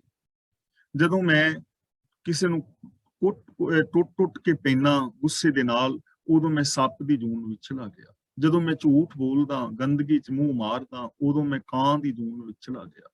ਤਾਂ ਗੁਰੂ ਜੀ ਕਹਿੰਦੇ ਨੇ, ਜੇ ਗੁਰੂ ਦੇ ਦੱਸੇ ਰਾਹਾਂ ਤੇ ਬੰਦਾ ਚੱਲੇ, ਆਪਣੀ ਮੱਤ ਨੂੰ ਬਦਲ ਲਵੇ, ਗੁਰਮਤ ਦਾ ਧਾਰਨੀ ਹੋ ਜਾਏ, ਫਿਰ ਇਹਦੇ ਮਨ ਨੂੰ ਮੈਲ ਹੀ ਨਹੀਂ ਲੱਗਦੀ ਔਰ ਫਿਰ ਇਹ ਪਸ਼ੂ ਬਿਰਤੀਆਂ ਵਿੱਚ ਨਹੀਂ ਪੈਂਦਾ। ਜਿਵੇਂ ਸੱਜਣ ਦਾ ਮਨ ਇੱਕ ਵਾਰੀ ਧੁੱਪ ਗਿਆ, ਫਿਰ ਉਹਨੂੰ ਮੈਲ ਨਹੀਂ ਲੱਗੀ। ਕੋਡੇ ਦਾ ਮਨ ਧੁੱਪ ਗਿਆ, ਉਹਨੂੰ ਫਿਰ ਮੁੜ ਕੇ ਮੈਲ ਨਹੀਂ ਲੱਗੀ। ਉਹ ਗੁਰੂ ਦਾ ਭਾਈ ਬਣ ਗਿਆ, ਉਹ ਗੁਰੂ ਦਾ ਸਿੱਖ ਹੋ ਗਿਆ। ਅਗਲਾ ਬਚਨ ਗੁਰੂ ਪਾਤਸ਼ਾਹ ਜੀ ਕਰਦੇ ਨੇ, ਮਹਿਲਾ ਤੀਜਾ, ਚਹੋ ਜੁਗੀ ਕਲ ਕਾਲੀ ਕਾਂਢੀ, ਇੱਕ ਉੱਤਮ ਪਦਵੀ ਇਸ ਯੁਗ ਮਾ ਹੈ। ਚਹੋ ਜੁਗੀ ਦਾ ਮਤਲਬ ਚੌਹਾਂ ਯੁਗਾਂ ਦੇ ਵਿੱਚੋਂ, ਕਲ ਦਾ ਮਤਲਬ ਕਾਲਖ ਵਾਲਾ, ਕਾਲੀ ਕਾਂਢੀ, ਕਾਂਢੀ ਦਾ ਮਤਲਬ ਕਿਹਾ ਜਾਂਦਾ ਹੈ, ਕਲ ਦਾ ਮਤਲਬ ਕਲਯੁਗ ਨੂੰ। ਗੁਰੂ ਜੀ ਕਹਿੰਦੇ ਨੇ ਚੌਹਾਂ ਯੁਗਾਂ ਵਿੱਚ ਕਲਯੁਗ ਹੀ ਕਾਲਾ ਆਖਿਆ ਜਾਂਦਾ ਹੈ, ਮਾੜਾ ਕਿਹਾ ਜਾਂਦਾ ਹੈ। ਇਹ ਲੋਕਾਂ ਦੀ ਵਿਚਾਰ ਹੈ ਕਿ ਕਲਯੁਗ ਮਾੜਾ ਹੈ। ਚਾਰ ਯੁਗ ਮੰਨ ਲਏ, ਚਾਰਾਂ ਯੁਗਾਂ ਚ ਕਲਯੁਗ ਨੂੰ ਮਾੜਾ ਮੰਨ ਲਿਆ। ਪਰ ਗੁਰੂ ਜੀ ਕਹਿੰਦੇ ਨੇ ਇੱਕ ਉੱਤਮ ਪਦਵੀ ਇਸ ਯੁਗ ਮਾ ਹੈ, ਪਰ ਇਸ ਯੁਗ ਦੇ ਅੰਦਰ ਇੱਕ ਉੱਤਮ ਪਦਵੀ ਮਿਲ ਸਕਦੀ ਹੈ। ਇਹ ਨਹੀਂ ਕਿ ਕਲਯੁਗ ਜਿਹੜਾ ਸਮਾਂ ਹੈ ਕਿ ਸਾਰੇ ਹੀ ਲੋਕ ਕਾਲੇ ਨੇ, ਇਸ ਦੁਨੀਆ ਦੇ ਵਿੱਚ ਚੰਗਾ ਕੁਝ ਹੋ ਹੀ ਨਹੀਂ ਸਕਦਾ, ਕਲਯੁਗ ਆ ਗਿਆ ਜੀ, ਕਲਯੁਗ ਆ ਗਿਆ ਜੀ, ਮਾੜਾ ਸਮਾਂ ਜੀ, ਮਾੜਾ ਸਮਾਂ ਜੀ। ਇਹ ਨਹੀਂ, ਗੁਰੂ ਪਾਤਸ਼ਾਹ ਜੀ ਕਹਿੰਦੇ ਨੇ ਇਸ ਯੁੱਗ ਦੇ ਅੰਦਰ ਵੀ ਉੱਤਮ ਪਦਵੀ ਮਿਲ ਸਕਦੀ ਹੈ। ਕਿਵੇਂ ਮਿਲ ਸਕਦੀ ਹੈ? ਗੁਰਮੁਖ ਹਰ ਕੀਰਤ ਫਲ ਪਾਈਐ, ਜਿਨ ਕੋ ਹਰ ਲਿਖ ਪਾਹੇ। ਗੁਰਮੁਖ ਦਾ ਮਤਲਬ ਗੁਰੂ ਦੇ ਦੱਸੇ ਰਾਹਾਂ ਤੇ ਚੱਲ ਕੇ, ਹਰ ਕੀਰਤ ਦਾ ਮਤਲਬ ਰੱਬ ਦੀ ਸਿਫਤ ਸਲਾਹ ਦਾ ਫਲ ਪਾਇਆ ਜਾ ਸਕਦਾ ਹੈ। ਉਹ ਪਦਵੀ ਕਿਹੜੀ ਹੈ? ਜਿਹੜੀ ਉੱਤਮ ਪਦਵੀ ਹੈ ਇਸ ਕਲਯੁਗ ਦੇ ਵਿੱਚ, ਜਿਹਨੂੰ ਅਸੀਂ ਮਾੜਾ ਕਹਿ ਰਹੇ ਹਾਂ, ਉਹ ਉੱਤਮ ਪਦਵੀ ਕਿਹੜੀ ਹੈ? ਗੁਰਮੁਖ ਹਰ ਕੀਰਤ ਫਲ ਪਾਈ ਹੈ, ਕਿ ਗੁਰੂ ਦੇ ਦੱਸੇ ਰਾਹਾਂ ਤੇ ਚੱਲ ਕੇ ਪ੍ਰਭੂ ਦੀ ਸਿਫਤ ਸਲਾਹ ਦਾ ਫਲ ਪਾਇਆ ਜਾ ਸਕਦਾ ਹੈ। ਯਾਨੀ ਇਸ ਯੁੱਗ ਦੇ ਅੰਦਰ ਜਿੰਨਾ ਮਾੜਾ ਕੋਈ ਮਰਜ਼ੀ ਕਹੀ ਜਾਏ, ਇਸ ਯੁੱਗ ਦੇ ਅੰਦਰ ਵੀ ਗੁਰੂ ਦੀ ਸ਼ਰਨ ਵਿੱਚ ਆ ਕੇ ਪ੍ਰਭੂ ਦੀ ਸਿਫਤ ਸਲਾਹ ਕੀਤੀ ਜਾ ਸਕਦੀ ਹੈ। ਪਰ ਕਿਵੇਂ ਮਿਲਦੀ ਹੈ? ਜਿਨ ਕੋ ਹਰ ਲਿਖ ਪਾਹੇ, ਜਿਨ੍ਹਾਂ ਦੇ ਮਸਤਕ ਤੇ ਹਰੀ ਦੇ ਹੁਕਮ ਦੇ ਅੰਦਰ ਲੇਖ ਲਿਖੇ ਗਏ ਨੇ। ਤੇ ਲੇਖ ਲਿਖਿਆ ਨੂੰ ਆਪ ਚੰਗੀ ਤਰ੍ਹਾਂ ਸਮਝਦੇ ਹੋ, ਉਹ ਲੇਖ ਰੱਬੀ ਹੁਕਮ ਦੇ ਅੰਦਰ ਲਿਖੇ ਜਾ ਰਹੇ ਨੇ, ਪਰ ਉਹ ਲੇਖ ਲਿਖੇ ਸਾਡੇ ਕਰਮਾਂ ਅਨੁਸਾਰ ਜਾ ਰਹੇ। ਜੋ ਅਸੀਂ ਬੋਲਦੇ ਹਾਂ, ਜੋ ਅਸੀਂ ਸੋਚਦੇ ਹਾਂ, ਜੋ ਅਸੀਂ ਕਰਦੇ ਹਾਂ, ਉਹ ਸਾਡੇ ਮਨ ਦੇ ਅੰਦਰ ਸੰਸਕਾਰ ਪੈਦਾ ਹੋਈ ਜਾਂਦੇ ਨੇ। ਉਹ ਸਾਡਾ ਸੁਭਾਅ ਬਣ ਜਾਂਦਾ ਹੈ, ਜਿਹਨੂੰ ਨਿਊਰੋਨਲ ਪੈਟਰਨ ਵੀ ਕਹਿ ਦਿੱਤਾ ਜਾਂਦਾ ਹੈ। ਉਸੇ ਤਰ੍ਹਾਂ ਬੰਦਾ ਜ਼ਿੰਦਗੀ ਜੀਵੀ ਜਾਂਦਾ ਹੈ, ਉਹਦਾ ਹੀ ਫਿਰ ਉਹ ਫਲ ਭੁਗਤੀ ਜਾਂਦਾ ਹੈ। ਤਾਂ ਗੁਰੂ ਜੀ ਕਹਿੰਦੇ ਨੇ ਜਿਨ੍ਹਾਂ ਦੇ ਅੰਦਰ ਸ਼ੁਭ ਲੇਖ ਲਿਖੇ ਨੇ, ਸ਼ੁਭ ਸੰਸਕਾਰ ਉਕਰੇ ਹੋਏ ਨੇ, ਗੁਰੂ ਦੇ ਦੱਸੇ ਰਾਹਾਂ ਤੇ ਚੱਲ ਕੇ ਉਹ ਪ੍ਰਭੂ ਦੀ ਸਿਫਤ ਸਲਾਹ ਦਾ ਫਲ ਪਾ ਸਕਦੇ ਨੇ, ਔਰ ਉਹ ਇਸ ਸਮੇਂ ਦੇ ਅੰਦਰ ਵੀ ਪਾ ਰਹੇ ਨੇ। ਨਾਨਕ ਗੁਰ ਪ੍ਰਸਾਦੀ, ਅਨਦਿਨ ਭਗਤ ਹਰ ਉਚਰੈ, ਹਰ ਭਗਤੀ ਮਾਹੇ ਸਮਾਹੇ। हे ਨਾਨਕ, ਉਹ ਗੁਰੂ ਦੀ ਕਿਰਪਾ ਦੇ ਨਾਲ ਹਰ ਰੋਜ਼ ਪ੍ਰਭੂ ਦੀ ਸਿਫਤ ਸਲਾਹ ਕਰਦੇ ਨੇ। ਭਗਤ ਹਰ ਉਚਰੈ ਦਾ ਮਤਲਬ ਰੱਬ ਦੇ ਗੁਣ ਉਚਾਰਨ ਕਰਦੇ ਨੇ। ਹਰ ਭਗਤੀ ਮਾਹੇ ਸਮਾਹੇ ਦਾ ਮਤਲਬ ਰੱਬੀ ਗੁਣਾਂ ਦੇ ਅੰਦਰ, ਰੱਬੀ ਪ੍ਰੇਮ ਦੇ ਅੰਦਰ ਹੀ ਉਹ ਲੀਨ ਹੋ ਜਾਂਦੇ ਨੇ। ਜੋ ਗੁਰੂ ਦੀ ਕਿਰਪਾ ਦੇ ਪਾਤਰ ਨੇ, ਜਿਨ੍ਹਾਂ ਨੂੰ ਗੁਰੂ ਨੇ ਇਹ ਗੱਲ ਸਮਝਾ ਦਿੱਤੀ ਕਿ ਗੁਣ ਕਹਿ ਗੁਣੀ ਸਮਾਵਣਿਆ, ਜਾਂ ਵਿਣ ਗੁਣ ਕੀਤੇ ਭਗਤ ਨਾ ਹੋਏ, ਤਾਂ ਉਹ ਰੱਬੀ ਗੁਣਾਂ ਨੂੰ ਹਮੇਸ਼ਾ ਉਚਾਰਨ ਕਰਦੇ ਨੇ, ਰੱਬੀ ਗੁਣਾਂ ਦੇ ਧਾਰਨੀ ਹੁੰਦੇ ਨੇ, ਔਰ ਰੱਬੀ ਗੁਣਾਂ ਦੇ ਅੰਦਰ ਹੀ ਸਮਾ ਜਾਂਦੇ ਨੇ, ਗੁਣ ਗਾਉਂਦੇ ਰੱਬ ਵਿੱਚ ਹੀ ਸਮਾ ਜਾਂਦੇ ਨੇ। ਪੌੜੀ, ਹਰ ਹਰ ਮੇਲ ਸਾਧ ਜਨ ਸੰਗਤ, ਮੁਖ ਬੋਲੀ ਹਰ ਹਰ ਭਲੀ ਬਾਣ। ਹੁਣ ਗੁਰੂ ਪਾਤਸ਼ਾਹ ਜੀ ਕਹਿੰਦੇ ਨੇ ਕਿ हे ਪ੍ਰਭੂ ਮੇਰੇ ਤੇ ਰਹਿਮਤ ਕਰ, ਮੈਨੂੰ ਭਲੇ ਪੁਰਸ਼ਾਂ ਦੀ ਸੰਗਤ ਵਿੱਚ ਮਿਲਾ, ਮੈਂ ਵੀ ਮੂੰਹ ਤੇਰੇ ਨਾਮ ਦੀ ਸੁੰਦਰ ਬੋਲੀ ਬੋਲਾਂ। ਬਾਣ ਦਾ ਮਤਲਬ ਬਾਣੀ, ਸਿਫਤ ਸਲਾਹ, ਕਿ हे ਪ੍ਰਭੂ ਮੈਨੂੰ ਗੁਰਮੁਖਾਂ ਦੀ ਸੰਗਤ ਵਿੱਚ ਮਿਲਾ ਤੇ ਗੁਰਮੁਖਾਂ ਦੇ ਨਾਲ, ਤੇਰੇ ਪਿਆਰਿਆਂ ਦੇ ਨਾਲ ਮਿਲ ਕੇ ਮੈਂ ਵੀ ਹਰ ਹਰ ਭਲੀ ਬਾਣ ਤੇਰੇ ਗੁਣਾਂ ਦੀ ਸ਼ੁਭ ਬਾਣੀ ਬੋਲਾਂ, ਸੁੰਦਰ ਬਾਣੀ ਬੋਲਾਂ, ਤੇਰੇ ਸੋਹਣੇ ਸੋਹਣੇ ਗੁਣ ਗਾਵਾਂ। ਤਾਂ ਇੱਥੋਂ ਸਾਨੂੰ ਜੀਵਨ ਲਈ ਕੀ ਸੇਧ ਮਿਲ ਰਹੀ ਹੈ ਕਿ ਅਸੀਂ ਸੰਗਤ ਵਿੱਚ ਮਿਲਣਾ ਹੈ, ਚੰਗੇ ਇਨਸਾਨਾਂ ਦੀ ਸੰਗਤ, ਜੋ ਗੁਰਮਤ ਆਸ਼ੇ ਅਨੁਸਾਰ ਜ਼ਿੰਦਗੀ ਜੀਂਦੇ ਨੇ, ਉਹਨਾਂ ਦੀ ਸੰਗਤ ਵਿੱਚ ਮਿਲਣਾ, ਉਹਨਾਂ ਦੀ ਸੰਗਤ ਕਰਨੀ, ਔਰ ਜ਼ਬਾਨ ਦੇ ਨਾਲ ਮਿੱਠੇ ਪਿਆਰੇ ਸੱਚੇ ਦਇਆ ਔਰ ਇਨਸਾਨੀਅਤ ਵਾਲੇ ਬੋਲ ਬੋਲਣੇ। ਹਰ ਗੁਣ ਗਾਵਾਂ ਹਰ ਨਿਤ ਚਵਾਂ, ਗੁਰਮਤੀ ਹਰ ਰੰਗ ਸਦਾ ਮਾਣ। ਚਵਾਂ ਦਾ ਮਤਲਬ ਮੈਂ ਉਚਾਰਾਂ, ਚਵਾ ਨਹੀਂ ਬੋਲਣਾ, ਚਵਾਂ ਉਚਾਰਾਂ। ਹਰ ਗੁਣ ਗਾਵਾਂ, ਮੈਂ ਹਮੇਸ਼ਾ ਹਰੀ ਦੇ ਗੁਣ ਗਾਵਾਂ, ਹਰੀ ਦੇ ਗੁਣ ਨਿਤ ਉਚਾਰਨ ਕਰਾਂ, ਔਰ ਗੁਰੂ ਦੀ ਮੱਤ ਲੈ ਕੇ ਮੈਂ ਹਰੀ ਦੇ ਪ੍ਰੇਮ ਨੂੰ ਸਦਾ ਮਾਣਾ। ਯਾਨੀ ਰੱਬੀ ਗੁਣ ਗਾਵਾਂ, ਰੱਬੀ ਗੁਣਾਂ ਨੂੰ ਜ਼ਿੰਦਗੀ ਵਿੱਚ ਇੰਪਲੀਮੈਂਟ ਕਰਾਂ, ਔਰ ਮੈਂ ਰੱਬੀ ਪ੍ਰੇਮ ਨੂੰ ਮਾਣਾ। ਹੁਣ ਦੇਖੋ, ਰੱਬੀ ਪ੍ਰੇਮ ਨੂੰ ਅਸੀਂ ਕਿਵੇਂ ਮਾਣ ਸਕਦੇ ਹਾਂ, ਜਾਂ ਗੁਣਾਂ ਨੂੰ ਮਾਣ ਕਿਵੇਂ ਸਕਦੇ ਹਾਂ। ਗੁਣਾਂ ਨੂੰ ਮਾਣਨ ਦਾ ਮਤਲਬ ਹੈ ਕਿ ਜੋ ਗੁਣਾਂ ਵਾਲੀ ਜ਼ਿੰਦਗੀ ਜੀਣ ਦੇ ਨਾਲ ਸੁੱਖ ਮਿਲੇਗਾ, ਉਹਨੂੰ ਕਹਿੰਦੇ ਨੇ ਗੁਣਾਂ ਨੂੰ ਮਾਣਨਾ। ਹੁਣ ਸੱਚ ਬੋਲ ਕੇ ਜਿਹੜਾ ਆਨੰਦ ਮਿਲਣਾ ਹੈ, ਖੁਸ਼ੀ ਮਿਲਣੀ ਹੈ, ਉਹ ਤਾਂ ਸੱਚ ਬੋਲਿਆ ਹੀ ਮਿਲੇਗਾ ਨਾ, ਸੱਚ ਬੋਲਣ ਤੋਂ ਬਿਨਾਂ ਨਹੀਂ। ਮੇਰਾ ਔਰ ਤੁਹਾਡਾ ਵਤੀਰਾ ਪਿਆਰ ਵਾਲਾ ਹੋਵੇ ਤਾਂ ਪਿਆਰ ਵਾਲਾ ਵਤੀਰਾ ਕਰਨ ਦੇ ਨਾਲ ਜਿਹੜਾ ਸੁੱਖ ਮਿਲੇਗਾ, ਉਹ ਤਾਂ ਪ੍ਰੇਮ ਵਾਲਾ ਵਤੀਰਾ ਕਰਨ ਨਾਲ ਹੀ ਮਿਲ ਸਕਦਾ ਨਾ, ਉਹਨੂੰ ਈਰਖਾ ਨਾਲ ਤੇ ਨਹੀਂ ਮਾਣਿਆ ਜਾ ਸਕਦਾ ਨਾ। ਇਸ ਲਈ ਗੁਰੂ ਜੀ ਕਹਿੰਦੇ ਨੇ ਕਿ ਜਿਹੜਾ ਹਰੀ ਦੇ ਗੁਣ ਗਾਏਗਾ, ਹਰੀ ਦੇ ਗੁਣਾਂ ਦਾ ਧਾਰਨੀ ਹੋਵੇਗਾ, ਉਹ ਉਹਨਾਂ ਗੁਣਾਂ ਦੇ ਆਨੰਦ ਨੂੰ, ਸੁੱਖ ਨੂੰ ਮਾਣ ਸਕੇਗਾ। ਹਰ ਜਪ ਜਪ ਔਖਦ ਖਾਧਿਆ, ਸਭ ਰੋਗ ਗਵਾਤੇ ਦੁੱਖਾਂ ਘਾਣ। ਦੁੱਖਾਂ ਘਾਣ ਦਾ ਮਤਲਬ ਦੁੱਖਾਂ ਦੀ ਕਹਾਣੀ, ਜਿੰਨੇ ਵੀ ਦੁੱਖ ਨੇ ਨਾ, ਬਹੁਤ ਸਾਰੇ। ਔਖਦ ਦਾ ਮਤਲਬ ਦਵਾਈ, ਖਾਧਿਆਂ, ਖਾਧਿਆਂ ਦਾ ਮਤਲਬ ਖਾਣ ਨਾਲ। ਹਰ ਜਪ ਜਪ ਔਖਦ ਖਾਧਿਆਂ, ਹਰ ਜਪ ਜਪ ਦਾ ਮਤਲਬ, ਜਪ ਦਾ ਮਤਲਬ ਜਾਣਨਾ, ਸਾਂਝ ਪਾਣੀ। ਔਖਦ ਖਾਧਿਆਂ ਦਾ ਮਤਲਬ ਦਵਾਈ ਖਾਇਆ, ਜੋ ਹਰੀ ਦੇ ਨਾਲ ਸਾਂਝ ਪਾਣੀ ਹੈ। ਹਰੀ ਦੇ ਜੋ ਗੁਣ ਗਾਣੇ ਨੇ, ਇੱਕ ਦਵਾਈ ਹੈ। ਇਸ ਦਵਾਈ ਨੂੰ ਖਾਣ ਦੇ ਨਾਲ ਸਭ ਰੋਗ ਗਵਾਤੇ ਦੁੱਖਾਂ ਘਾਣ, ਜਿੰਨੇ ਵੀ ਰੋਗ ਨੇ ਉਹ ਸਾਰੇ ਹੀ ਗਵਾਚ ਜਾਂਦੇ ਨੇ। ਕਿ ਰੋਗ ਕਿਹੜੇ ਨੇ? ਰੋਗਾਂ ਦਾ ਘਾਣ, ਕਾਮ, ਕ੍ਰੋਧ, ਲੋਭ, ਮੋਹ, ਹੰਕਾਰ, ਆਸਾ, ਤ੍ਰਿਸ਼ਨਾ, ਚੁਗਲੀ, ਨਿੰਦਾ, ਝੂਠ, ਫਰੇਬ, ਚੋਰੀਆਂ, ਯਾਰੀਆਂ, ਬੇਈਮਾਨੀਆਂ, ਠੱਗੀਆਂ, ਪਹਿਨਾਮੀਆਂ, ਪਾਪ, ਅਪਰਾਧ, ਮੇਰ, ਤੇਰ, ਭਰੂਣ ਹੱਤਿਆ, ਜਾਤੀਵਾਦ, ਲੜਾਈ, ਦੰਗੇ, ਫਸਾਦ। ਕਿੰਨੇ ਰੋਗ ਚੰਬੜੇ ਨਾ ਬੰਦੇ ਦੀ ਸੋਚ ਨੂੰ। ਇਹ ਸਾਰੇ ਰੋਗ ਗਵਾਚ ਜਾਂਦੇ ਨੇ ਕਦੋਂ? ਜਦੋਂ ਅਸੀਂ ਰੱਬੀ ਗੁਣਾਂ ਦੀ ਦਵਾਈ ਖਾਂਦੇ ਹਾਂ। ਰੱਬੀ ਗੁਣਾਂ ਦੀ ਦਵਾਈ ਖਾਣ ਦਾ ਮਤਲਬ ਮਨ, ਬਚਨ ਔਰ ਕਰਮ ਕਰਕੇ ਜਦੋਂ ਕੋਈ ਗੁਣਾਂ ਦਾ ਧਾਰਨੀ ਹੁੰਦਾ ਹੈ, ਉਦੋਂ ਇਹ ਸਾਰੇ ਰੋਗ ਗਵਾਚ ਜਾਂਦੇ ਨੇ। ਜਿੰਨਾ ਸਾਸ ਵਿਰਾਸ ਨਾ ਵਿਸਰੈ, ਸੇ ਹਰ ਜਨ ਪੂਰੇ ਸਹੀ ਜਾਣ। ਤਾਂ ਗੁਰੂ ਪਾਤਸ਼ਾਹ ਜੀ ਕਹਿੰਦੇ ਨੇ, ਜਿਨ੍ਹਾਂ ਹਰੀ ਜਨਾਂ ਨੂੰ ਸੱਚਮੁੱਚ ਰੱਬੀ ਗੁਣ ਨਹੀਂ ਭੁੱਲਦੇ, ਰੱਬ ਕਦੇ ਵੀ ਨਹੀਂ ਭੁੱਲਦਾ, ਸਵਾਸ ਲੈਂਦਿਆਂ ਵੀ, ਖਾਂਦਿਆਂ ਵੀ। ਸੇ ਹਰ ਜਨ ਪੂਰੇ ਸਹੀ ਜਾਣ, ਸਹੀ ਦਾ ਮਤਲਬ ਸੱਚਮੁੱਚ। ਉਹਨਾਂ ਹਰੀ ਜਨਾਂ ਨੂੰ ਸੱਚਮੁੱਚ ਪੂਰੇ ਸਮਝੋ, ਜਿਨ੍ਹਾਂ ਨੂੰ ਸਾਹ ਲੈਂਦਿਆਂ ਵੀ ਔਰ ਖਾਂਦਿਆਂ ਵੀ ਕਦੇ ਰੱਬ ਨਹੀਂ ਭੁੱਲਦਾ, ਜਿਨ੍ਹਾਂ ਨੂੰ ਰੱਬੀ ਗੁਣ ਨਹੀਂ ਭੁੱਲਦੇ, ਜਿਨ੍ਹਾਂ ਨੇ ਹਮੇਸ਼ਾ ਰੱਬੀ ਗੁਣਾਂ ਨੂੰ ਆਪਣੀ ਜ਼ਿੰਦਗੀ ਦਾ ਬੇਸ ਬਣਾਇਆ ਹੋਇਆ ਹੈ, ਉਹਨਾਂ ਨੂੰ ਤੁਸੀਂ ਸੱਚਮੁੱਚ ਰੱਬ ਦੇ ਪਿਆਰੇ ਸਮਝੋ। ਜੋ ਗੁਰਮੁਖ ਹਰ ਆਰਾਧ ਦੇ, ਤਿੰਨ ਚੌਕੀ ਜਮ ਕੀ ਜਗਤ ਕਾਣ। ਕਾਣ ਦਾ ਮਤਲਬ ਮੁਥਾਜੀ, ਗੁਰਮੁਖ ਦਾ ਮਤਲਬ ਗੁਰੂ ਦੇ ਦੱਸੇ ਰਾਹਾਂ ਤੇ ਤੁਰਨਾ, ਆਰਾਧੇ ਦਾ ਮਤਲਬ ਜੋ ਯਾਦ ਰੱਖਦੇ ਨੇ, ਜਮ ਦਾ ਮਤਲਬ ਆਤਮਿਕ ਮੌਤ, ਕਾਣ ਦਾ ਮਤਲਬ ਮੁਥਾਜੀ। ਜੋ ਮਨੁੱਖ ਸਤਿਗੁਰ ਦੇ ਸਨਮੁਖ ਹੋ ਕੇ ਰੱਬੀ ਗੁਣਾਂ ਨੂੰ ਹਮੇਸ਼ਾ ਯਾਦ ਰੱਖਦੇ ਨੇ, ਉਹਨਾਂ ਲਈ ਜਮ ਦੀ ਔਰ ਜਗਤ ਦੀ ਮੁਥਾਜੀ ਮੁੱਕ ਜਾਂਦੀ ਹੈ। ਨਾ ਉਹਨਾਂ ਨੂੰ ਆਤਮਿਕ ਮੌਤ ਦੀ ਮੁਥਾਜੀ, ਉਹ ਆਤਮਿਕ ਮੌਤ ਤੇ ਵੀ ਨਹੀਂ ਮਰਦੇ, ਔਰ ਉਹਨਾਂ ਨੂੰ ਲੋਕਾਚਾਰੀ ਦੀ ਪਰਵਾਹ ਵੀ ਨਹੀਂ ਹੁੰਦੀ ਵੀ ਲੋਕ ਕੀ ਕਹਿਣਗੇ। ਅਸੀਂ ਬਹੁਤੇ ਗਲਤ ਕੰਮ ਇਸ ਕਰਕੇ ਕਰ ਰਹੇ ਹਾਂ ਵੀ ਲੋਕ ਕੀ ਕਹਿਣਗੇ।